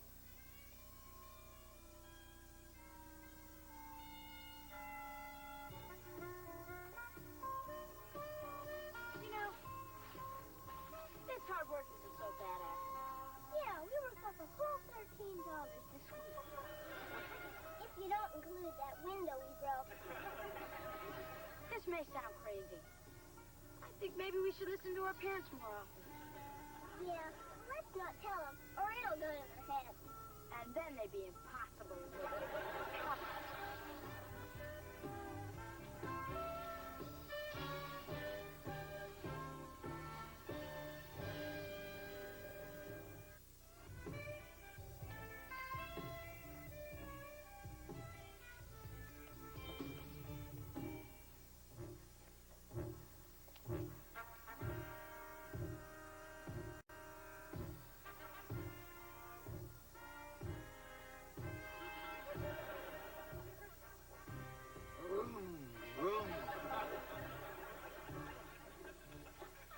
see what all the fuss is about.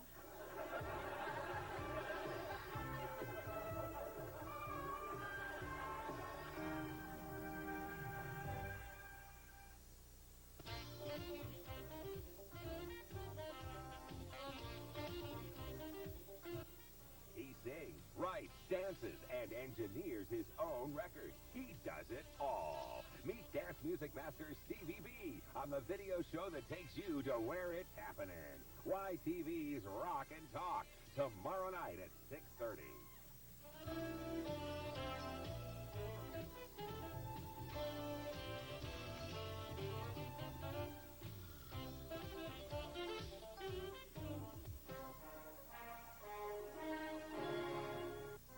Leave it to Beaver. Quick, get up. Wait till you hear this. I got the best news in the world. 2 tickets to the grand opening of Miracle Mountain. Miracle Mountain? You got tickets? Or you were going to surprise me? Yeah. You're so sweet.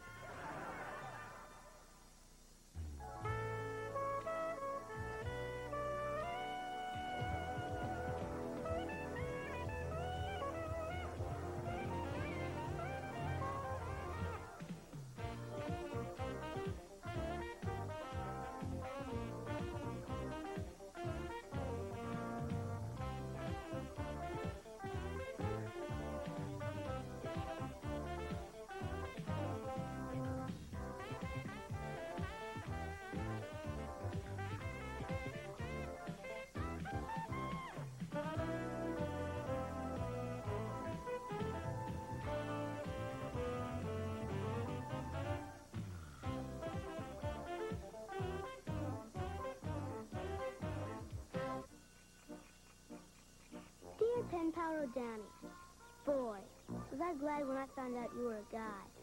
Now I can tell you all kinds of stuff that I wouldn't tell a girl. Thanks for the neat letter and the giant centipede. S-E-N-T-A.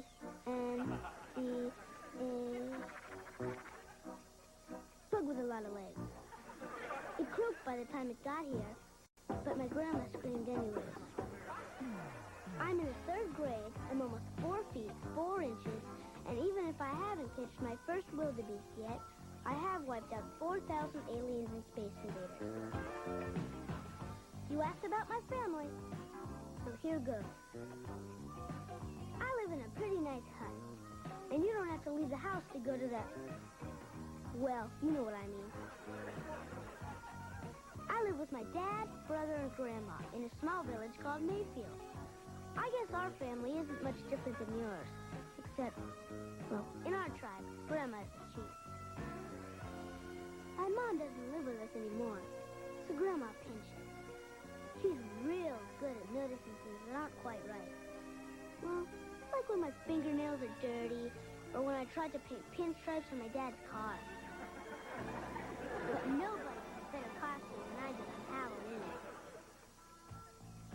My dad's different than my friend's dad. And even though we don't hunt boars so much anymore, we watch cartoons together. And he's never too busy to do something. Keep going. Just a little further, Ollie. Come on.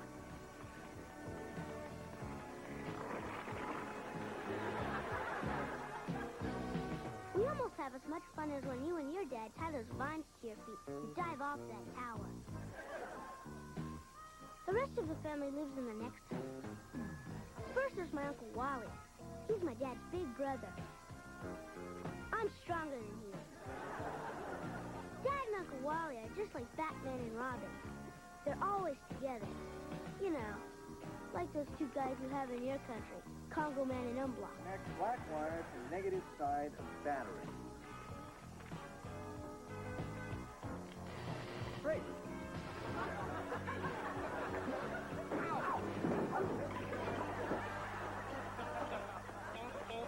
My cousin Kelly is my friend, even though she's a girl.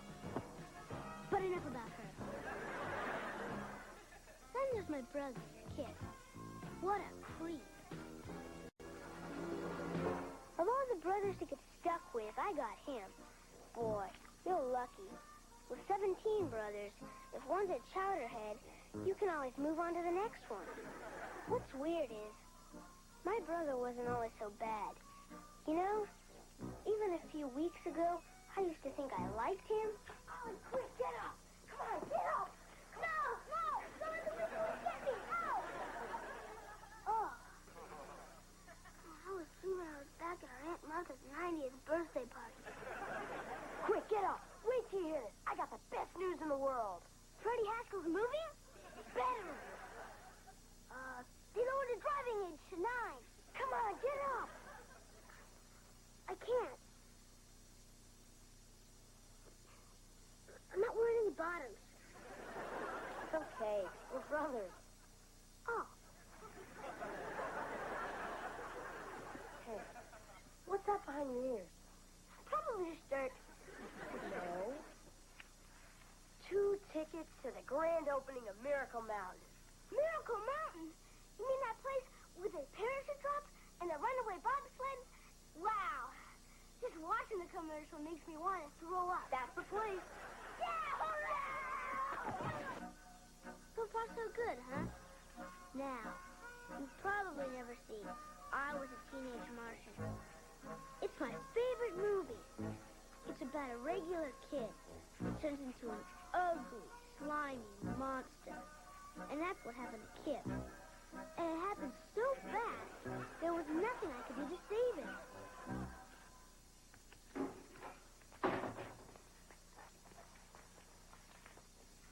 What are you doing? Putting gel in my hair.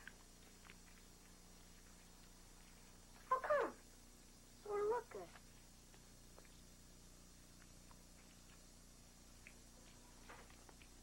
When's it going to start working?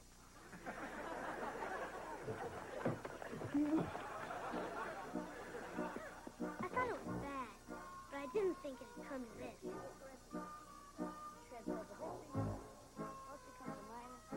It's all divided by Y. In this country, we have a strange disease that most guys fear worse than eating creamed corn. It's called girl.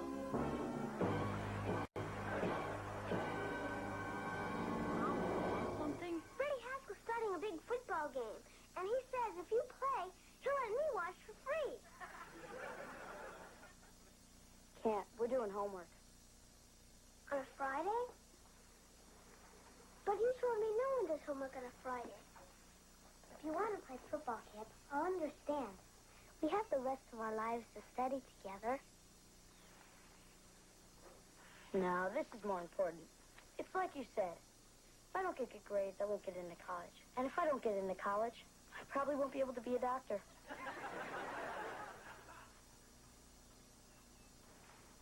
You okay, Kip? Look, are you hungry? I guess.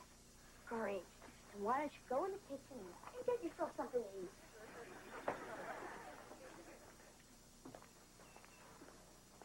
Good timing, Oliver. I'm making a chocolate cake. You can lick the frosting bowl. No, thanks. No thanks. You feel all right? I'm okay, but I think something's wrong with Kip. Why do you say that? Because he's out there with some goofy girl. What makes her so goofy? Lots of things. She's always playing with her hair. She's got funny-looking socks on, and she's warping my brother's mind. I don't think there's going to be any permanent damage. And I'm sure when you get to be his age, you'll understand the way Kip feels. You mean it's not just a phase he's going through? Oh, it's a phase. But it's one that'll probably last forever. Hi, Mom. Hi, Beaver. Hi, big guy. Hi, Dad. Bye, Dad. Oliver, don't you want to lick the frosting? You work hard all day, Dad. You just get to lick it. What's with him? Try to fool him with a mix? Kip's new study partner happens to be a goofy girl. And this is not a mix. Well, I can't say I didn't see this one coming. This is going to be awfully rough on Oliver. Oh, in a couple of weeks he'll have forgotten all about it. I don't know. I still remember the first girl that Wally threw me over for. 4'6", ankle bracelet, face like a flounder. Penny Jameson. You know, I saw her last summer in the supermarket parking lot. I was still tempted to let the air out of her tires.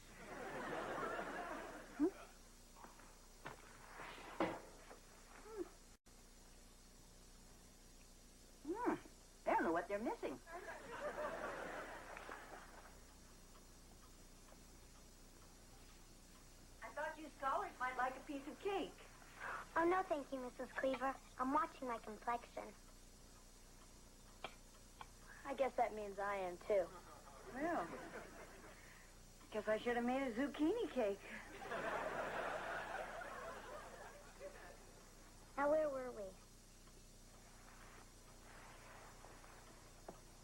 Did you hear that Frankie and Donna broke up? What a waste. They were going steady 2 whole weeks. Yeah. But since they have tickets, they're still going to Miracle Mountain together. Well, I don't blame them. Those tickets were real hard to get. I waited in line 3 hours. You got tickets? How come you didn't tell me? Well, you see... Oh, you were going to surprise me. Yeah. You're so sweet. Yeah,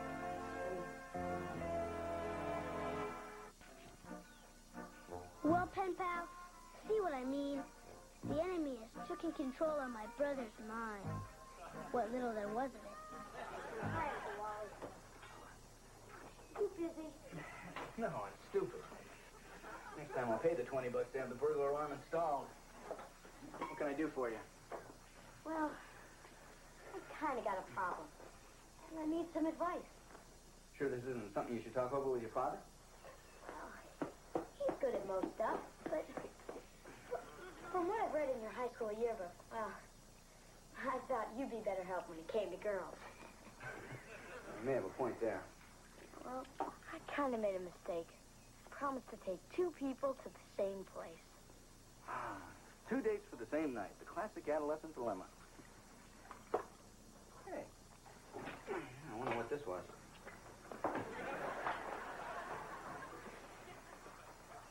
What am I going to do? Well, the only decent thing to do is take the person that you asked first. Yeah, but the other one's so much better looking. Well, it sounds to me like you've already made up your mind. You don't want advice, you want approval. Can't give you that. But whoever you decide to leave behind, just be honest with them. It may be a little bit rougher on you, but you owe them that much.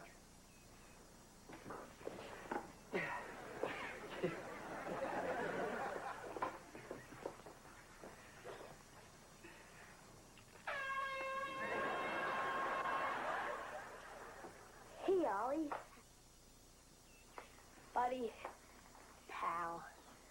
Friend. I got a favor to ask.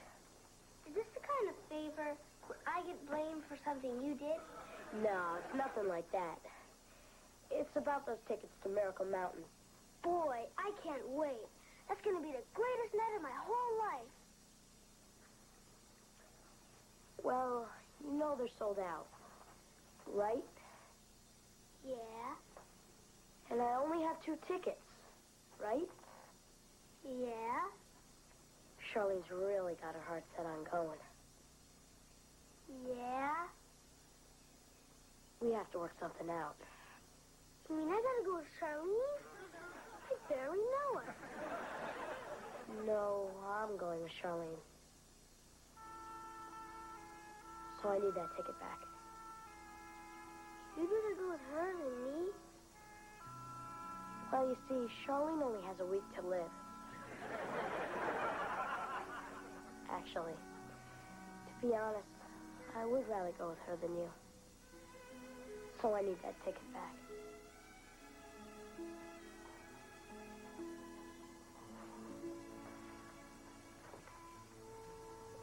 Are you sure?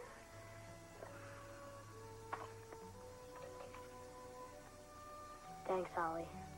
I'll remember this.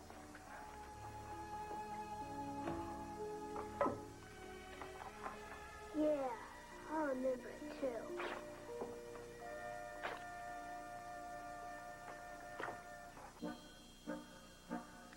Boy, Rodani, can you imagine a brother playing a dirty trick like that on you?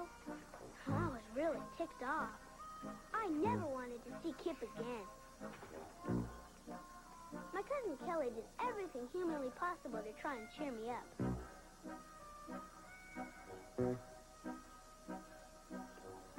I wish she was better at it. Hey, Ollie.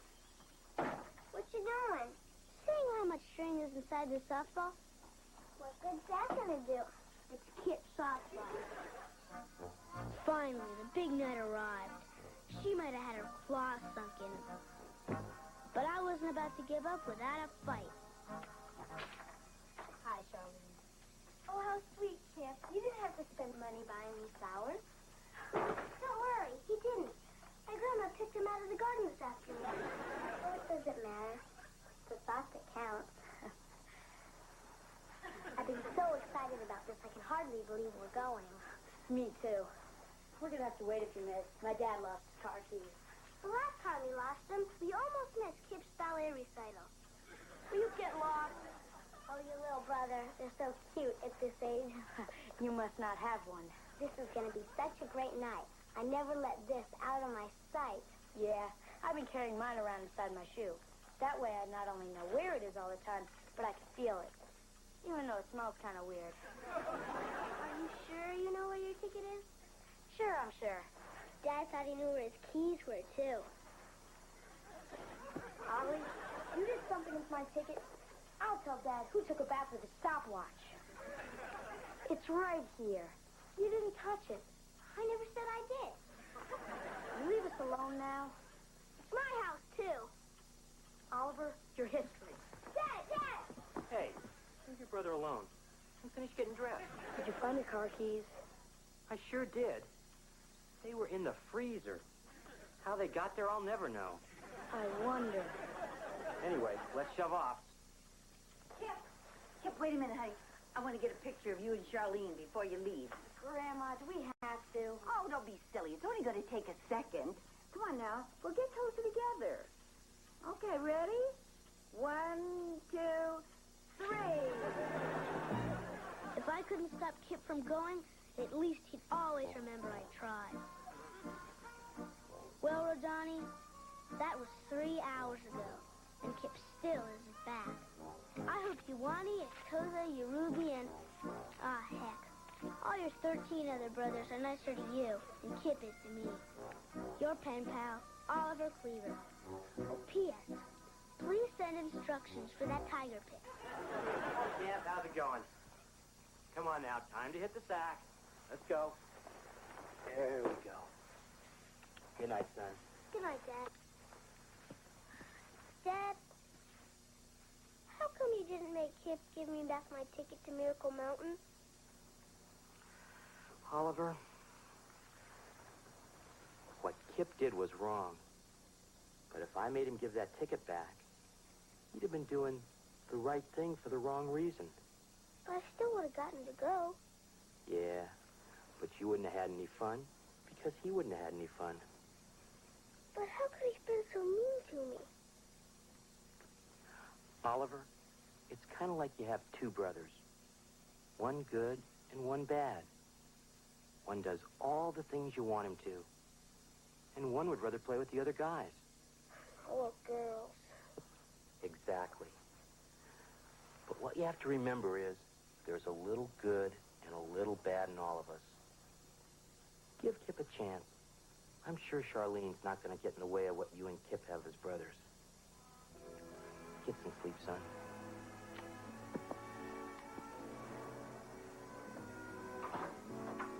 How can I sleep if I gotta share my room with a girl like her?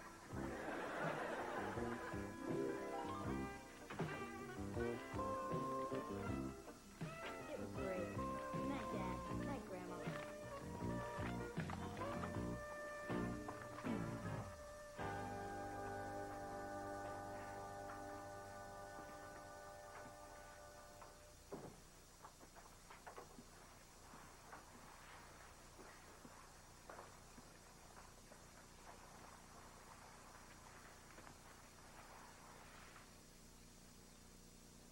You awake? No. Mind if I turn on the light? Yeah, Mom. You don't want me to undress in the dark, do you? Yeah, you might hurt yourself. Want to hear what happened tonight? I don't want to hear what kind of a great time you had with Little Miss Muffet. That's just it. I didn't have such a great time. Yeah? You get there, see? There's all kinds of awesome stuff going on.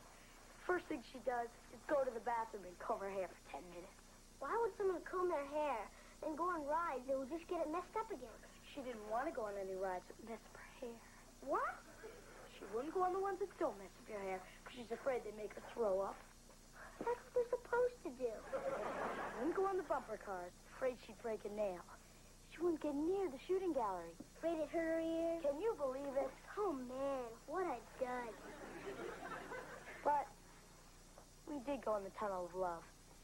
She kissed me. I'm sorry. You know something, Ollie? I blew it. I should have taken you.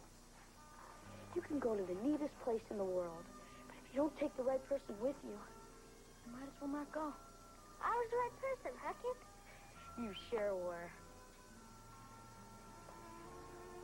But I was thinking of you, though. Wow, a dinosaur! You bought this for me? No, I won it for you at the Knock Down the Bottles booth. 3 tosses for 25 cents. This only cost you 25 cents? Well, actually, after $7 worth of trying, the guy felt sorry and gave it to me. Kip, you're the bestest brother ever. You're not a bad little brother yourself. I'm gonna get ready for bed. Oh, Kip, what's up with us? What was up?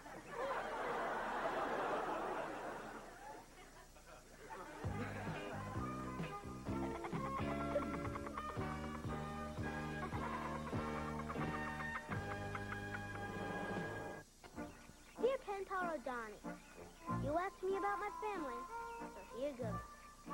Let me tell you about Kip. He's more than just my brother.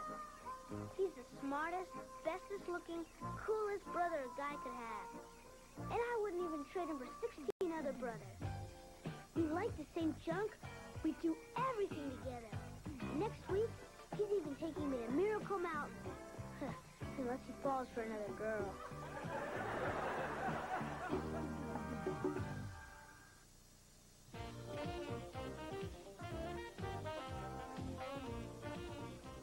Tune in for the musical wizardry of Quincy Jones and listen up. He's got something extraordinary to say about his world. Cut tracks to the hottest sounds around with YTV's Rock and Talk tomorrow night at 6:30.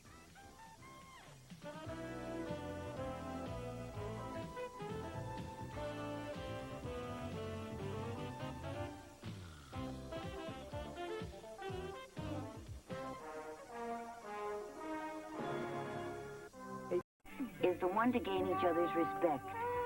And sometimes along the way, the strangest detours take us exactly where we want to go.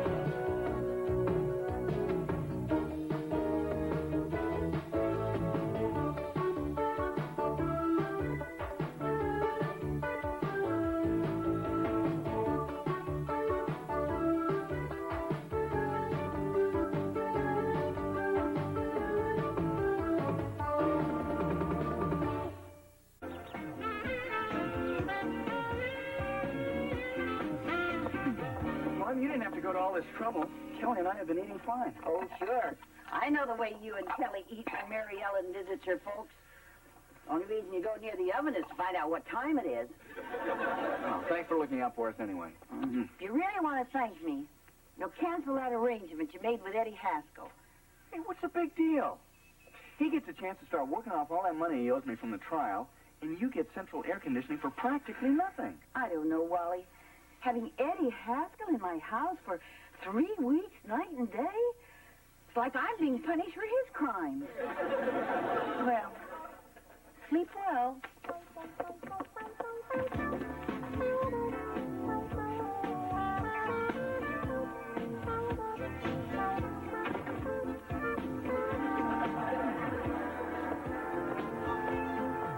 Hi, Dad. Can I have a pony? I don't think so. How about raising my allowance a quarter a week? Nice try, hon.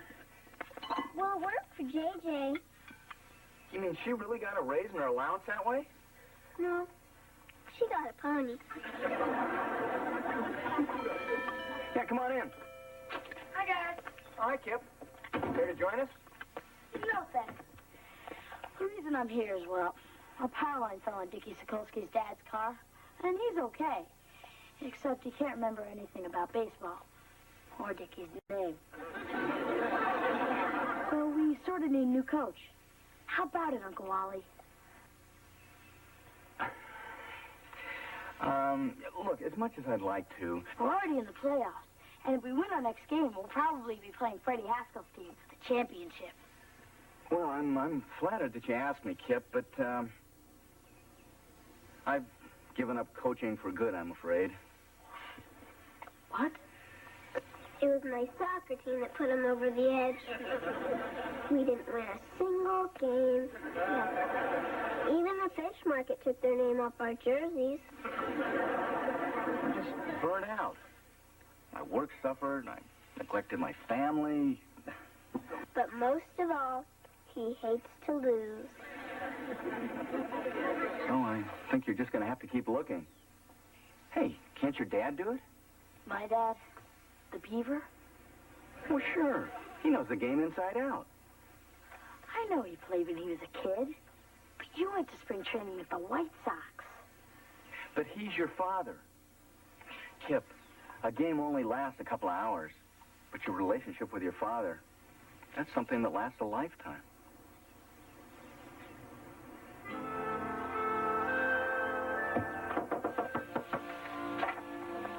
I just got off the phone with Forrest and Wood.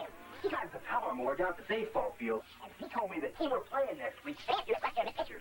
So I figured he'd throw a lefty at him.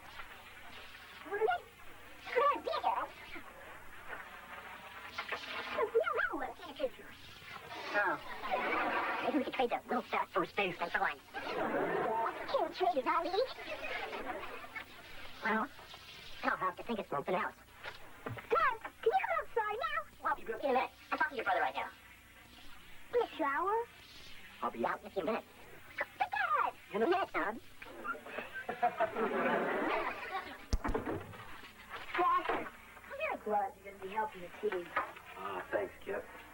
You know, this may sound dumb, but when you get to be my age, well, there's not much father-son stuff a guy can do without your friends thinking you're going soft on them. I know. That's why I'm glad you asked me. Okay, Ollie. We can play now. Look over that, Dad.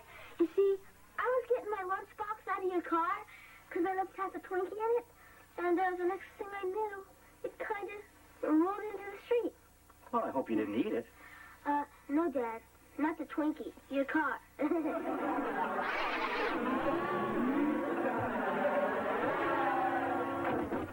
What for?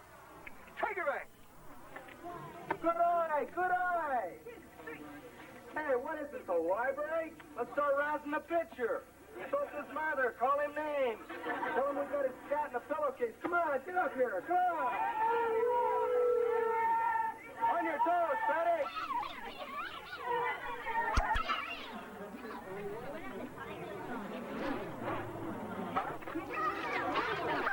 Freddie, all right there.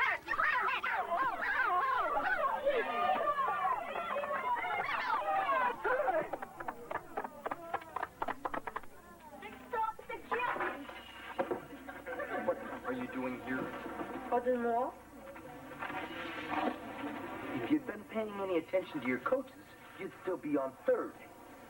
Oh, might I remind you that your scouting report compared the center fielder's arm to a rusty slinky. I'm not here for my health. When I tell you to jump, you don't come down until I clear you to land. Hey, come on. I'm your son. Remember? Oh, that's right. What gets into me? Son, you're benched. What? Benched, as in collecting splinters the rest of the season. Surely you wouldn't deny yourself the pride of watching your own offspring engage in championship play. Don't count on it.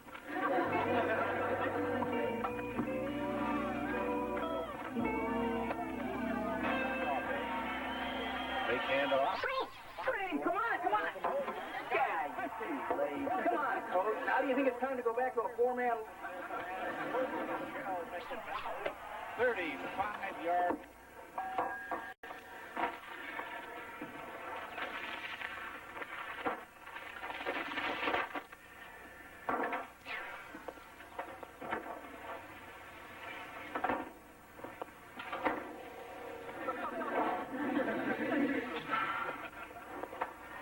I don't know. Maybe I should start a garden.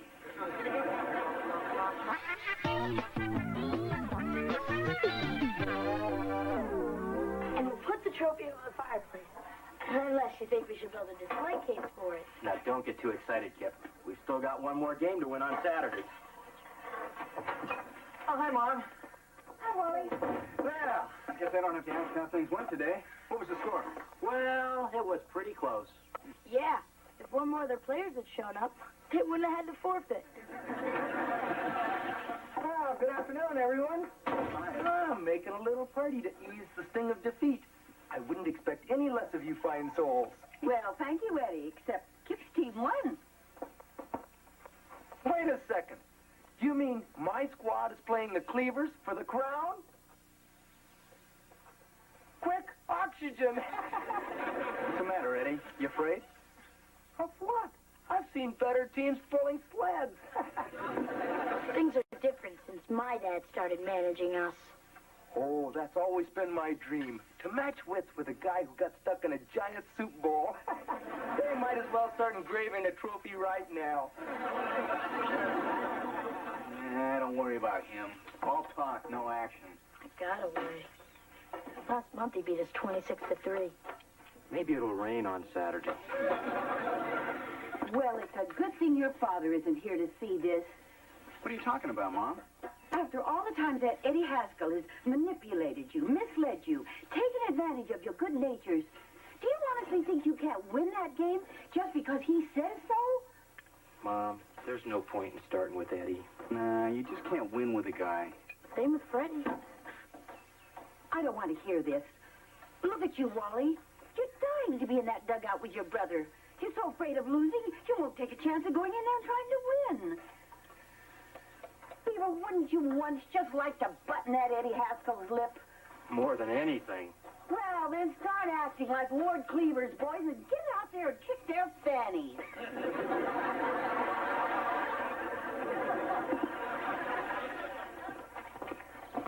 You know something, Eddie? For 30 years, you've been like a thorn in my paw. But come Saturday, I'm going to rip you out with my teeth. Not much in the metaphor department, are you, Beav? Metaphor department. I want to roll. That's it, Eddie. All you've done your whole life is make people miserable. Well, come Saturday, you're going to be down on your bony knees begging for mercy. I'm with you, Beav. The Haskells have canceled the Cleavers for the last time.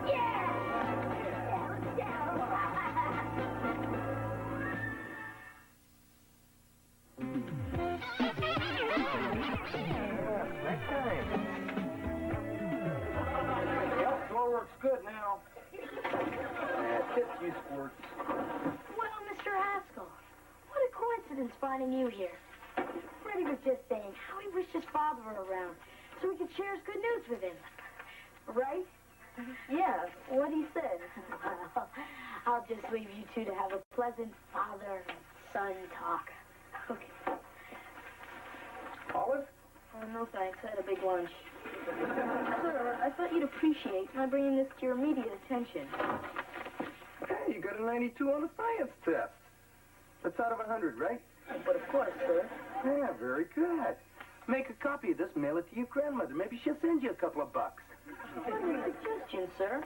I do hope this stunning academic achievement has inspired you to reconsider my playing in Saturday's game. Play. You're lucky I let you keep your uniform. But, sir, what about my test? What? You want me to name a sandwich after you? Son, I'm doing this for your own good. The real world's a rough place out there. I'm just making sure you're ready to face it. You're too kind, sir. Good afternoon, ladies and gentlemen. Welcome to the Mayfield Youth Baseball League Division A Championship. Today's contest is the undefeated Mayfield Tigers, coached by Eddie Haskell, against the Cubs, coached by Theodore the Beaver Cleaver. Here we are. You know, I bet there isn't one of you guys who hasn't dreamed of coming up to bat in the bottom of the ninth in the 7th game of the World Series and knocking one out of the park. Today we got the real thing. A chance to find out if you've got what it takes to be the best. $20, right here. All you got to do to collect it is to keep them from scoring a run. Now, I don't care whether you do it by making a great catch, throwing someone out at the plate, or by tripping someone around in third base. Now, if you think you can hit it, then you'll hit it. If you believe you can make a catch, then you'll do it. If you believe in yourself, you're going to be a winner, not just for today, but for the rest of your lives. Okay, you guys want to hear a big pep talk? You go Red Rocky Street. All I got to say is you deserve to be here today, and I've really enjoyed coaching most of you this season. Well, come on, guys, let's get out there and win.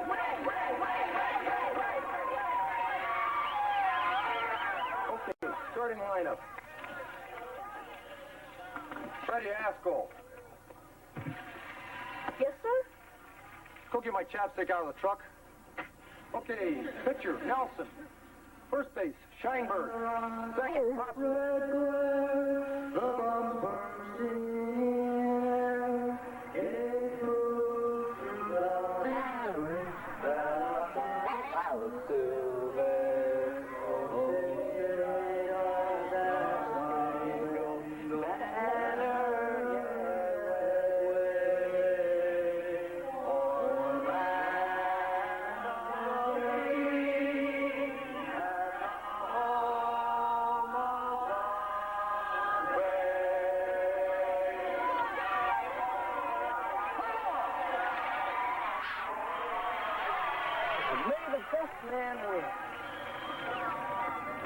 Or the team that plays the best. You know, Wally, I should carry around a pencil so I can jot down all the witty things you say. No wonder his mother joined the Merchant Marines. Come on, let's go. Come on, guys, let's go. Up. First up for the Cubs, shortstop, Kip Cleaver.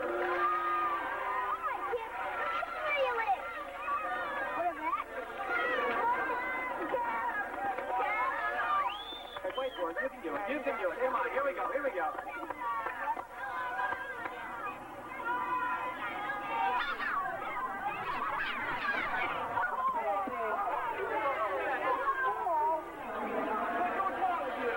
You okay?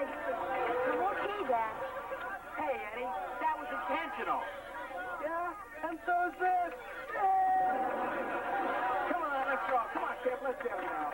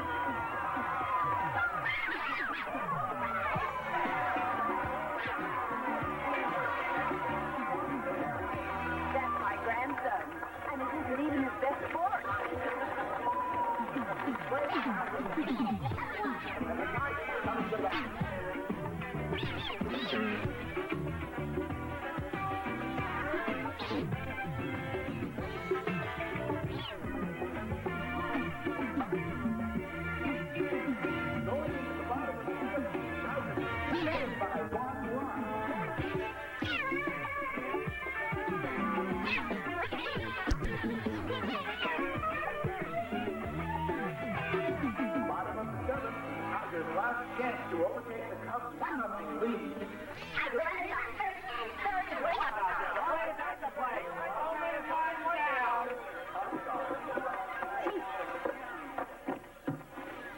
Hey, Roberts, where do you think you're going? You're up to bat, you lunkhead. Look, Coach, I'm really late. I got to split. So what's more important than this game, pray tell?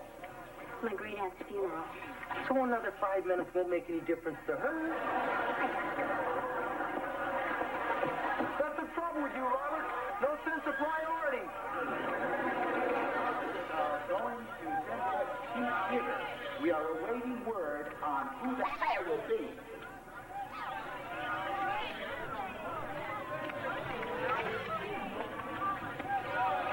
Hey, McGregor. Yes, Coach? How's the arm? Sir, to what lengths will you go to prove a point? Why don't you call your brother in military school and find out?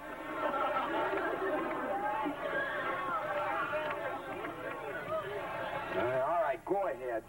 At least we'll have somebody to blame when we lose. Skating for Dylan Roberts, number 9, Frederick Haskell. Hey, Freddie, let's walk him. Come on, he's a hassle. Give him anything. Let him work for it.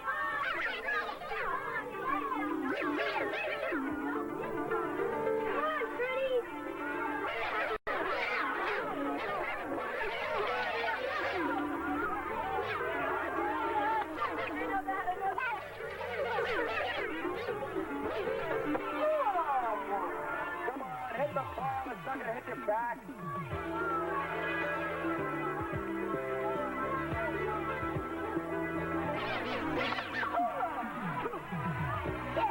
One more. Come on. Come on, Pitcher. One more try. You got it. Come on.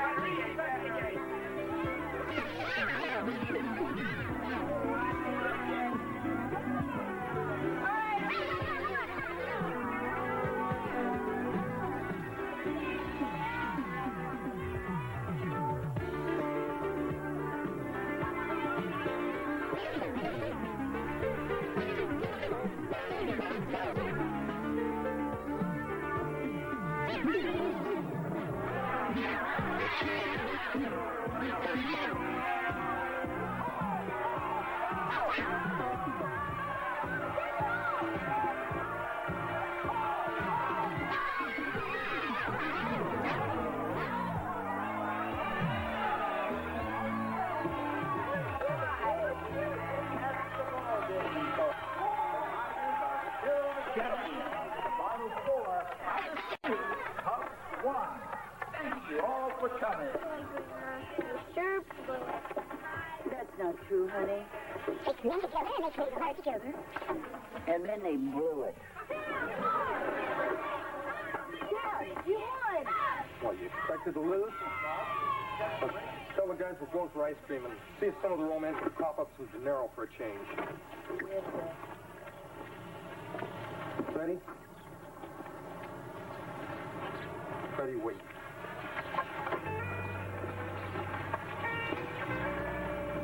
I'm very proud of you, son. You've never said that to me before, sir.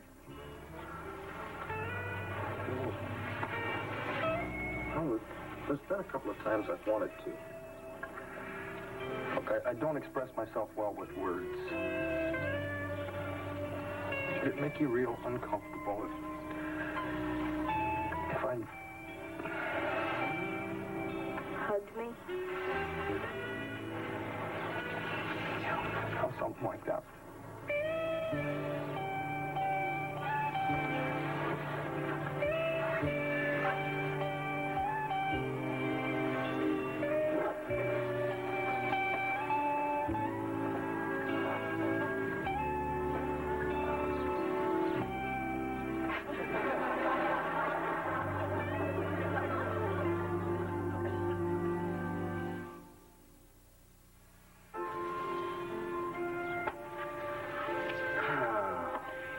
should have walked him. Could have had that ball. Just a little better jump. You played a terrific game, Kip. You've got nothing to be ashamed of. Dad, nothing to be ashamed of. It's just a polite way of saying you lost. Kip, I know how much this must hurt right now. But every day the hurt's going to be a little less, and pretty soon you're not going to believe you ever could have felt this way. It's really true, Uncle Wally.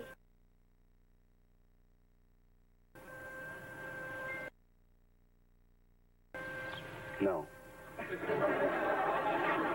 that was some game, huh, guys? Go ahead, Eddie. Start gloating. I'm ready. Hey, what are you talking about? Your team was in control all the way. And we just got lucky. Sometimes that happens with a better team. Could have gone either way, guys. Yeah, you guys did a great job with that club. You deserve the trophy, not us. No, you guys went fair and square. That was a great hit, Freddie. Not like the ball you put out of the park.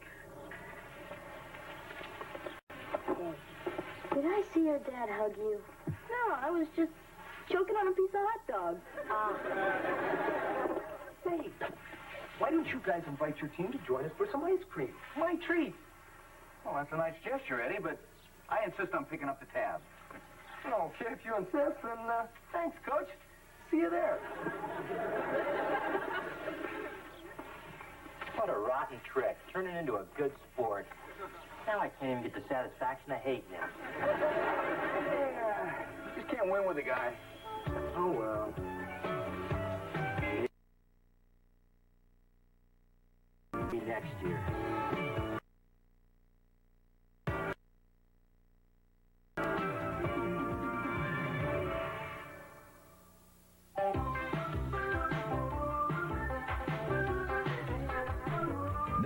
Gather your family for the welcome return of a grand tradition as the Disney Channel proudly presents the award-winning series Wonderful World of Disney.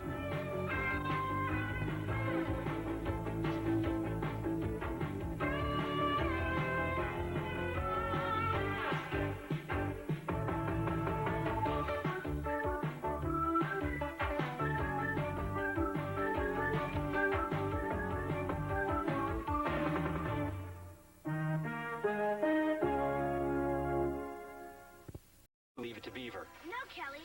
We're not sure your parents are getting divorced at all. A divorce? You think my parents are getting a divorce? You know, Kelly, you may not believe this now, but sometimes the biggest changes are the best for everybody.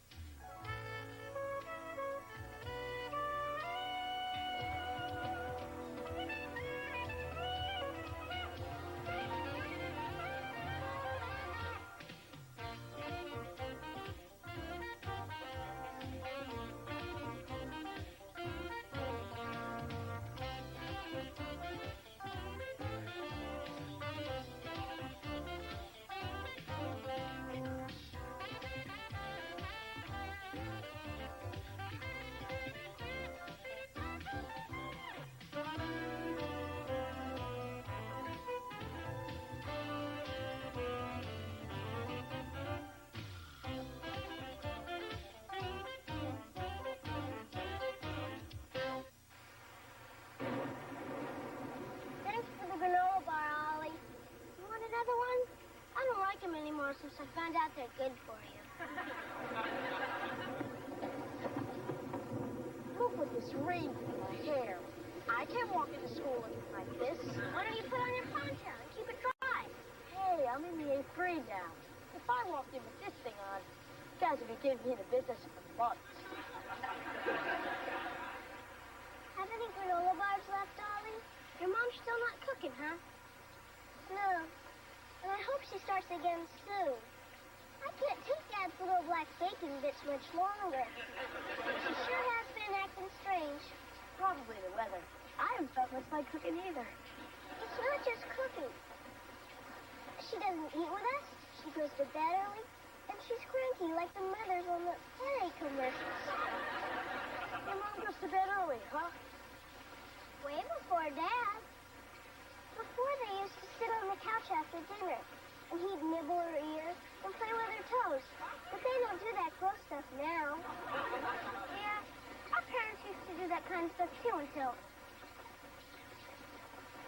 what? Did I ever show you my appendix scar? Until what, Oliver? He wants to stay at Daisy. He's just a kid. Yeah, just a dumb kid. Something's going on here. No, nothing. Right, Ollie? Right, Ollie. I mean, Kip. I mean, nothing. See how dumb I am. It's wrong, isn't it? We're not sure.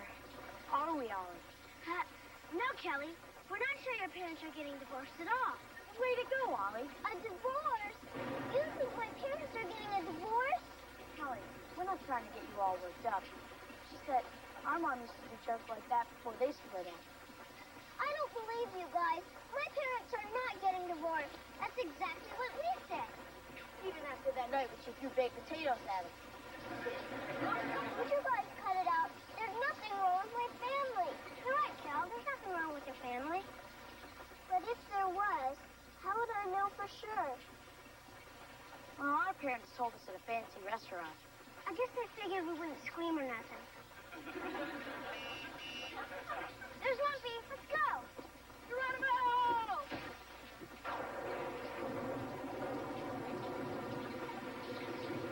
Hey, come on, Cal. What's the matter? Mom and Dad said that we were going someplace fancy for dinner tonight.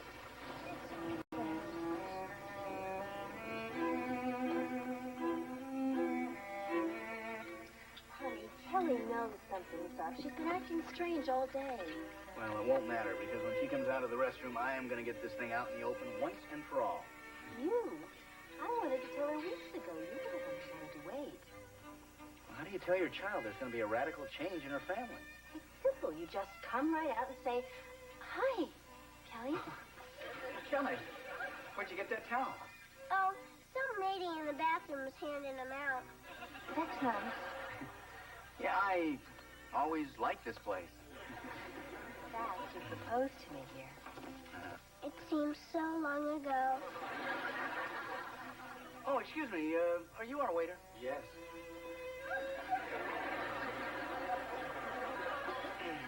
They're very busy here. Well, what looks good to you, honey? Oh, I don't know. Maybe we should have the family special. Why bother? Oh, excuse me. We're ready to order now. Good.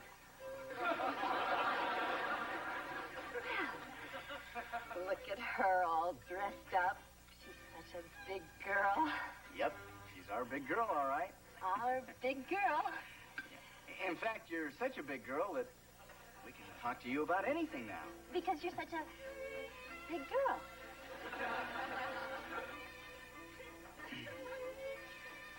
You know, Kelly, the funny thing about life is that you never know what changes are just around the corner. You may not believe this now, but sometimes the biggest changes are the best for everybody. Does that make any sense to you, honey? I'll be right there.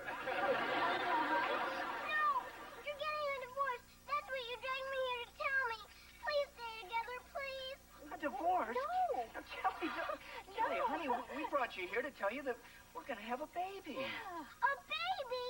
And a divorce? How many lives can you ruin? Kelly, I don't know where you got that idea. Your father and I aren't going to get a divorce. We love each other. You mean you're really going to have a baby? Yes. It's pretty exciting, huh? It sure beats getting a divorce.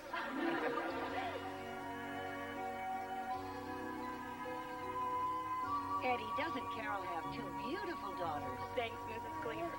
Yeah, it's hard to believe I started out so young and innocent. It certainly is, Eddie.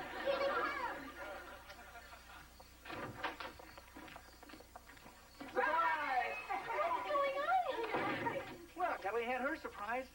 Now it's your turn. Oh, honey, thank you. Oh. Peggy, thank you. Carol, congratulations. Thank you. Oh, Nina. Look at her. She's playing. Well, what's she supposed to do? Make coffee? From Beaver. He wanted to be here tonight, but he had to stay late. He had to work on the Xerox machine. It's his training session. Nice. And this is for me and Gertie. Oh, Eddie, you didn't have to do that. Yeah, that's what I told her, but she got him anyway. Bless you, old dog, you. You're a lucky guy. Oh, I sure am. Especially because I'm not the one who's going to be blowing up like a beach ball.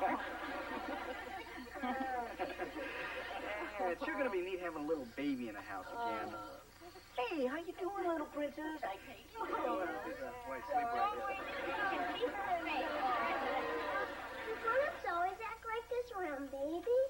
Yeah. Sleepy, isn't it? You'd think in 6 weeks a kid do more than sleep, cry, and slobber. A baby squirrel would be walking on telephone wires by now. Don't you like having the baby around? I thought I would, but now that she's here, they don't even know I exist. Come on. You're probably just imagining stuff that isn't there. Like when Kip and Ollie thought my parents were getting a divorce.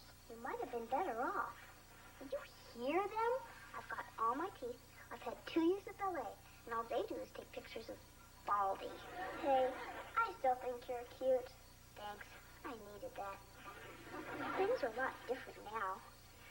Mom and I used to do things together, and I'm nothing but a built-in diaper changer. And by the way, make sure that it's the disposable kind. Kelly, come in here, honey.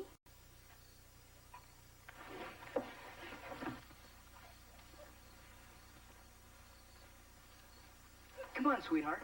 Sit down here. Here, I want you to see how much fun you're going to have. I'm not sure about this, Dad. Oh, now, come on. Don't be nervous. She won't break.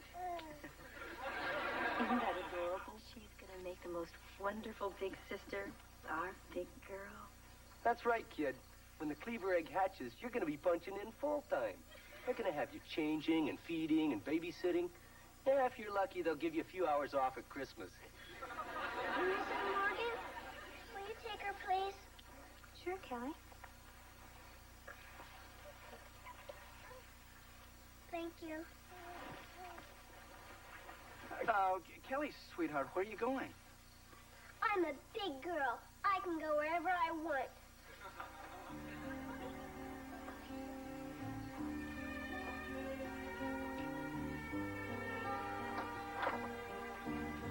Kelly, what are you doing? She's packing. I know that. I wanted to hear it from her. I'm just taking the important things now. I'll send someone for the rest later. Wally, she's serious. Trying to stop her now will do more harm than good. Let's just go along with it for now. Could you please hand me my Snoopy Brats? They're over there. Well, I take it you've given this a lot of thought. Oh, yeah. It came to me on the way upstairs. Can I have a muffin, please? Oh, honey. Did you know Muffin's missing an eye? We're all having our problems these days. Listen, sweetheart, I know that our having a baby is a big adjustment for you. And if you feel that the way you want to handle it is by leaving, well, that's your right. Thanks. Could you please get me my rose knit dress? It's on the doorknob. Kelly, if you're going to take your rose knit dress, be sure to take your black patent shoes, too. Helen, I said go along with her, not pack for her. Well, I guess that's all. I'll be leaving now. Kelly, you're acting like a child. Good, Wally. Look, I still love you both, but I can tell things will just never be the same around here. I'll still come back every Monday for my allowance, if I'm still getting one. Well, of course. We wouldn't want to lose you as a dependent. Well, I guess you've made up your mind. Can we give you a ride to wherever you're going? No, I'm not going too far. If anybody calls for me, tell them I'm at Grandma's. Well, don't make yourself a stranger. Oh, I won't. And thanks for everything. You've been terrific. Our baby's gone.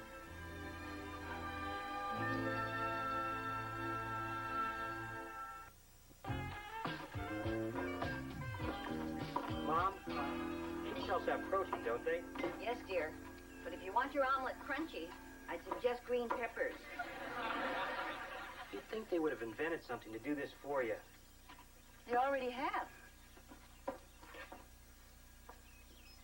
It's called a mother.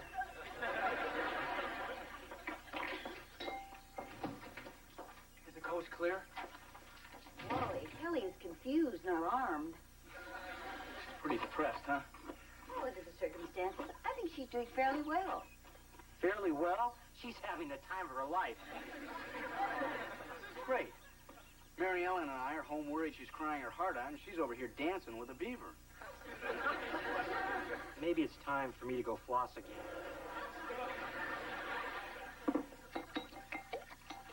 All right, that does it. Enough of this liberal 80s parent garbage. Fine. What do you propose to do about it? I'm going to drag her home whether she likes it or not. I guess you've forgotten that 2 days after we brought Beaver home from the hospital, you tried to trade him to the Donaldsons for their cat. I always liked Puff Puff. It took you a long time to accept having a younger brother. You can't expect Kelly to adjust to it overnight. Well, I just wish she'd adjust to it at our house. Let her stay here for a while. She'll come home when she's ready. And when she does, make her realize that the baby is a blessing, not an intrusion. Let her help you pick out toys and furniture and even select the name. Thanks, Mom. You know, we should have just let you tell her in the beginning.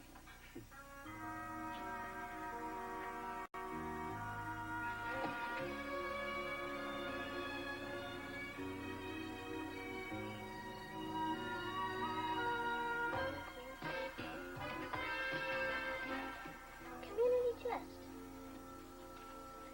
How about that? I won second prize in a beauty contest. Ollie, you stop playing and put your stuff away. You heard, Dad. We can all stay up later if the room's clean. It's not fair. No matter how late they let me stay up, you'll always get to stay up later. Look, Ollie, if you let me out of jail, I'll help you clean up. Deal. 2 more minutes left. Dad, how come Kip always gets to go to bed at 10:30, and I gotta go to sleep the same time the kids in Hawaii are eating lunch? Oliver, we've been over this before. Kip is older than you. And when you get older, then you can have more privileges. He gets all the privileges. Time's a wasting, guys. If you meet your deadline, then you can each stay up a half hour more than usual. Oh, and may Allah be with you. Hurry, Ollie. Then we can finish our Monopoly game. Yeah, and I could stay up later and watch videos. You don't even listen to the music. You just watch the girls. What a dodo. You're just jealous. Will you move it? Maybe I don't want to. And I'll do it. I want to stay up. Time's up. No extra privileges tonight, guys. Sorry. There. Are you happy now? You're such a baby sometimes. I'm not a baby. You're right. You're a grubby little infant. Yeah? You're a goofy glob of nothing. Baby, baby, baby. Ow! Uncle Beaver, quick! They're covering each other! All right, guys, come on, right now. Come on, break it up, break it up. All right, guys, right now. He started it. I did not. Carrot Top did. All right, guys, now wait a minute. If you can't agree on anything, you can both just spend the entire day tomorrow in the house. But, Dad... No buts. Now, you had your chance. Maybe next time you can take advantage of it. Thanks, Ollie. I've got a big baseball game tomorrow. Now I'll miss it.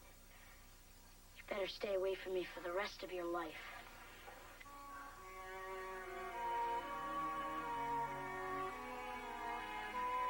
Boy, I felt sorry for Kip. Now I'm positive I don't want a brother or sister. All they do is cause trouble. Well, sometimes they do. They can be a lot of fun, too. I'd rather have a dog, and I'm allergic to those. Probably a brother or sister can be the best friend you'll ever have. So can a dog. That's what they're known for. Dogs are nice, but a brother or sister, they can talk to you and share their toys and their secrets. They'll even eat your lima beans when your folks aren't looking. Thought you might like a little bedtime snack. Thanks, Uncle Beaver. Kelly, there's an awful lot of love in your house. And you know, just because your family's getting bigger, it doesn't mean that there's any less for you. You know, Grandma, I like the way you try to cheer me up, even when it doesn't work.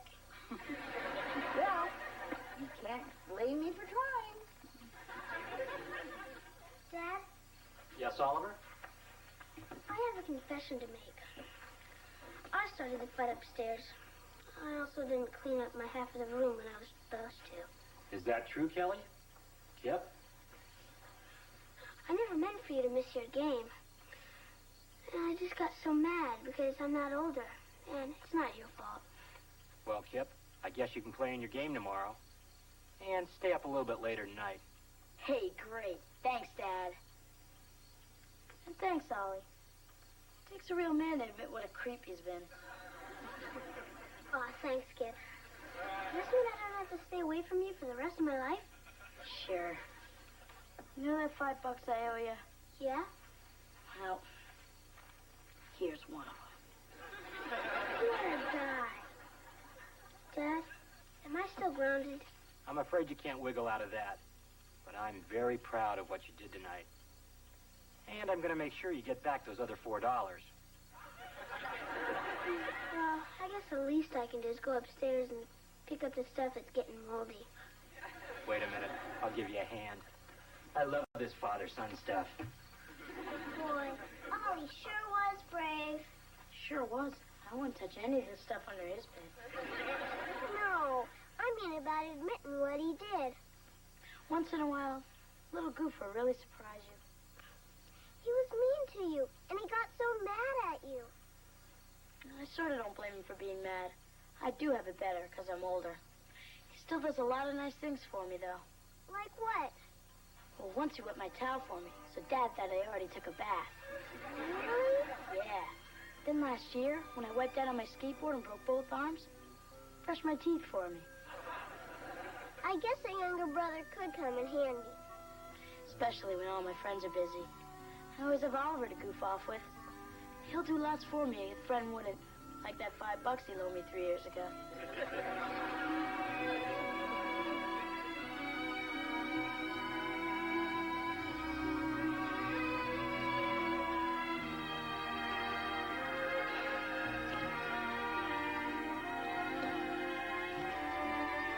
You know, honey, maybe we should let Kelly pick out the baby's name.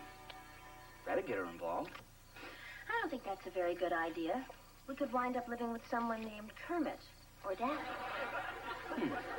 Kermit Cleaver. It's got a nice ring to it. Honey, I don't think so. Kelly! Oh, honey, it's Kelly. Oh, hi, pal. I just want you both to know that it's all right with me if you have that baby. I think we can make it work now. Oh, honey, I'm so glad to hear you say that. But what made you change your mind? Well, when you told me about the baby, I just thought of the bad stuff. I didn't think that maybe one day I might need somebody to brush my teeth for me. Well, it's time for me to go to bed now. Good night, Dad. Good night, honey. I love you both. Good night, baby. I can't wait to meet you.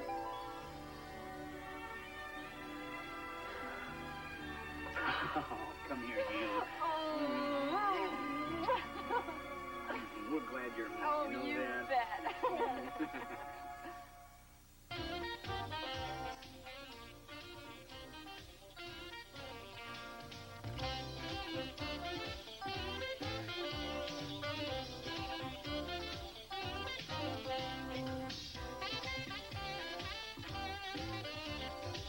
Take care of yourself and your family with a show that puts parenting in perspective. Join Debbie Van Keep.